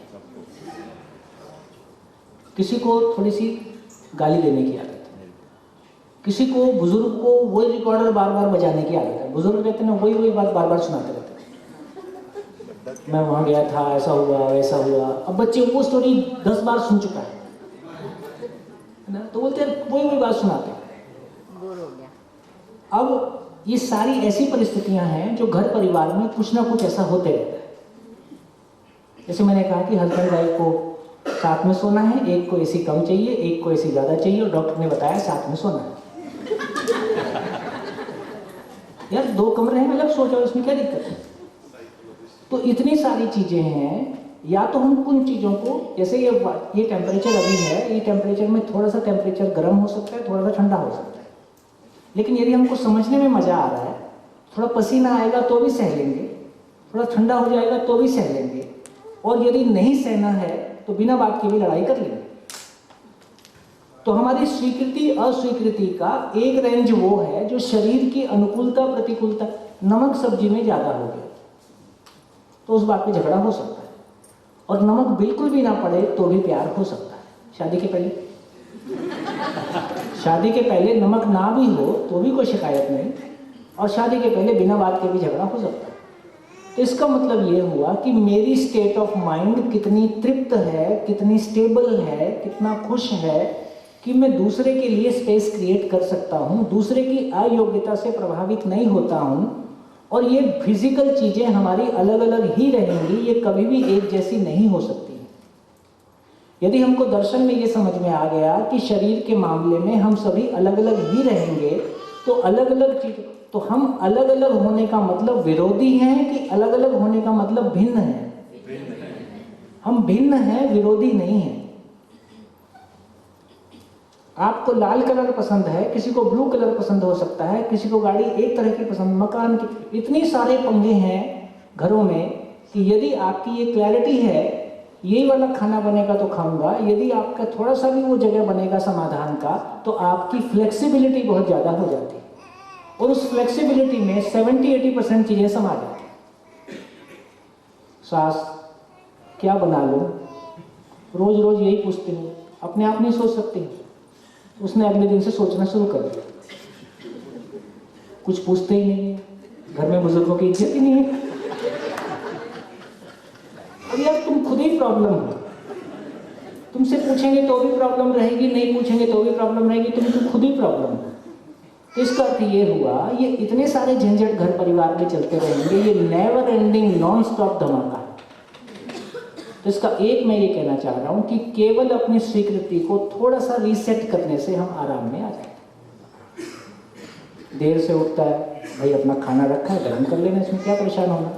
आदरणीय नागराज जी की बात बताता हूँ। एक माँ ने कभी पूछा कि मेरा बच्चा देर से उठता है और हमारी इस बात पे घर पे कितने घरों में ये परेशानियां हैं, बच्चे देर से उठते हैं और हम फिर बच्चे देर से उठते हैं, आप क्या करते हो? कभी वहाँ जाके दरवाजा मार के आ जाते हो, कभी कोई चीज़ गिरा देते हो, फैन बंद कर देते हो, चादर खींच देते हो, पानी डाल देते हो, जल्दी उठना है, ये सब चलते हैं। तो उनसे किसी ने कहा कि ये प्रॉब्लम है। उन्होंने बहुत बढ़िया सॉल्यूशन दिया। उन्होंने कहा देखो, शरीर एक बायोलॉजिकल घटना है, तो शरीर के साथ में जो बायोलॉजिकल होने वाले काम है उनको निश्चित कर दो, बाकी सब चलेगा। क्या निश्चित करना है? खाने के समय, पोटी का समय, सोने का समय, उठने का समय, इसको सेट कर दो। 24 घंटे में जो मर्जी कर दो। रोज रात को 2 बजे सोते हो तो रोज 2 बजे सो, 10 बजे उठते हो तो 10 बजे ही उठो, नाश्ता 10 बजे करते हो तो 10 बजे ही करो। रोज आप सोने का समय बदल दोगे, रोज पोटी का समय बदल दोगे, रोज खाने का समय बदल दोगे, ये शरीर बर्दाश्त नहीं कर पाएगा। इतनी बात समझ में आएगी कि नहीं आएगी? खत्म बात। क्या रोज का झगड़ा करना और वो भी सेट ना करे तो है? सामने वाला वो भी सेट ना करे तो इस बात को स्वीकार किया जाए कि हम समझा नहीं पाए और अपने अध्ययन करने के लिए आप उड़ा जाओ, अछोटी चले जाओ, और क्या? ठीक, मैंने क्या कहने की कोशिश की? हमारी सारी जिंदगी स्वीकृति अस्वीकृतियों का ढेर है। इसमें से 70-80% स्वीकृतियां केवल कॉमन सेंस से हैंडल की जा सकती हैं, बाकी बची हुई संज्ञानशीलता से हैंडल होती है। क्राइसिस से गुजर गया, हमने पैसे की कमी देखी, हमने बहुत स्ट्रगल की, हमारे समय की कुछ मान्यताएं थीं और उन मान्यताओं के लिए ही जीना मरना था। तो हमारा सॉफ्टवेयर वो वाला सॉफ्टवेयर है। उस सॉफ्टवेयर से जब हम अभी की पीढ़ी को एड्रेस करते हैं वो कंपैटिबल नहीं होता है। तो धीरे धीरे हम जब शिविरों में आते हैं तो उससे हम जितना जितना मानव को समझते हैं तो एक तो हमको समझ में आता है कि हम इनसिक्योरिटी से ड्रिवन है लगातार। बाहर जाओगे, मर जाओगे, मर जाओगे, मर जाओगे, कुछ हो जाएगा, हो जाएगा, हो जाएगा।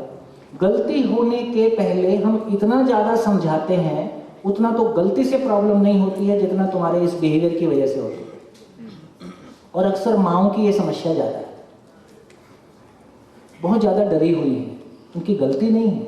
इतनी शरीर यात्राओं से जो अमानवीयता महिलाओं ने झेली है, जो इनसिक्योरिटी महिलाओं ने झेली है, जो इतनी मेहनत करके भी जो सम्मान की उनकी योग्यता है जो उन्होंने नहीं पाया है, ये सब पूर्व का संस्कार है ना। कई लोगों में वो कोई बहुत क्या बोलते हैं उसको, कोई डर बैठ जाता है, जैसे तुम कुछ कह रहे थे, ट्रॉमा है ना। अलग अलग तरह के ट्रॉमा लोगों में है।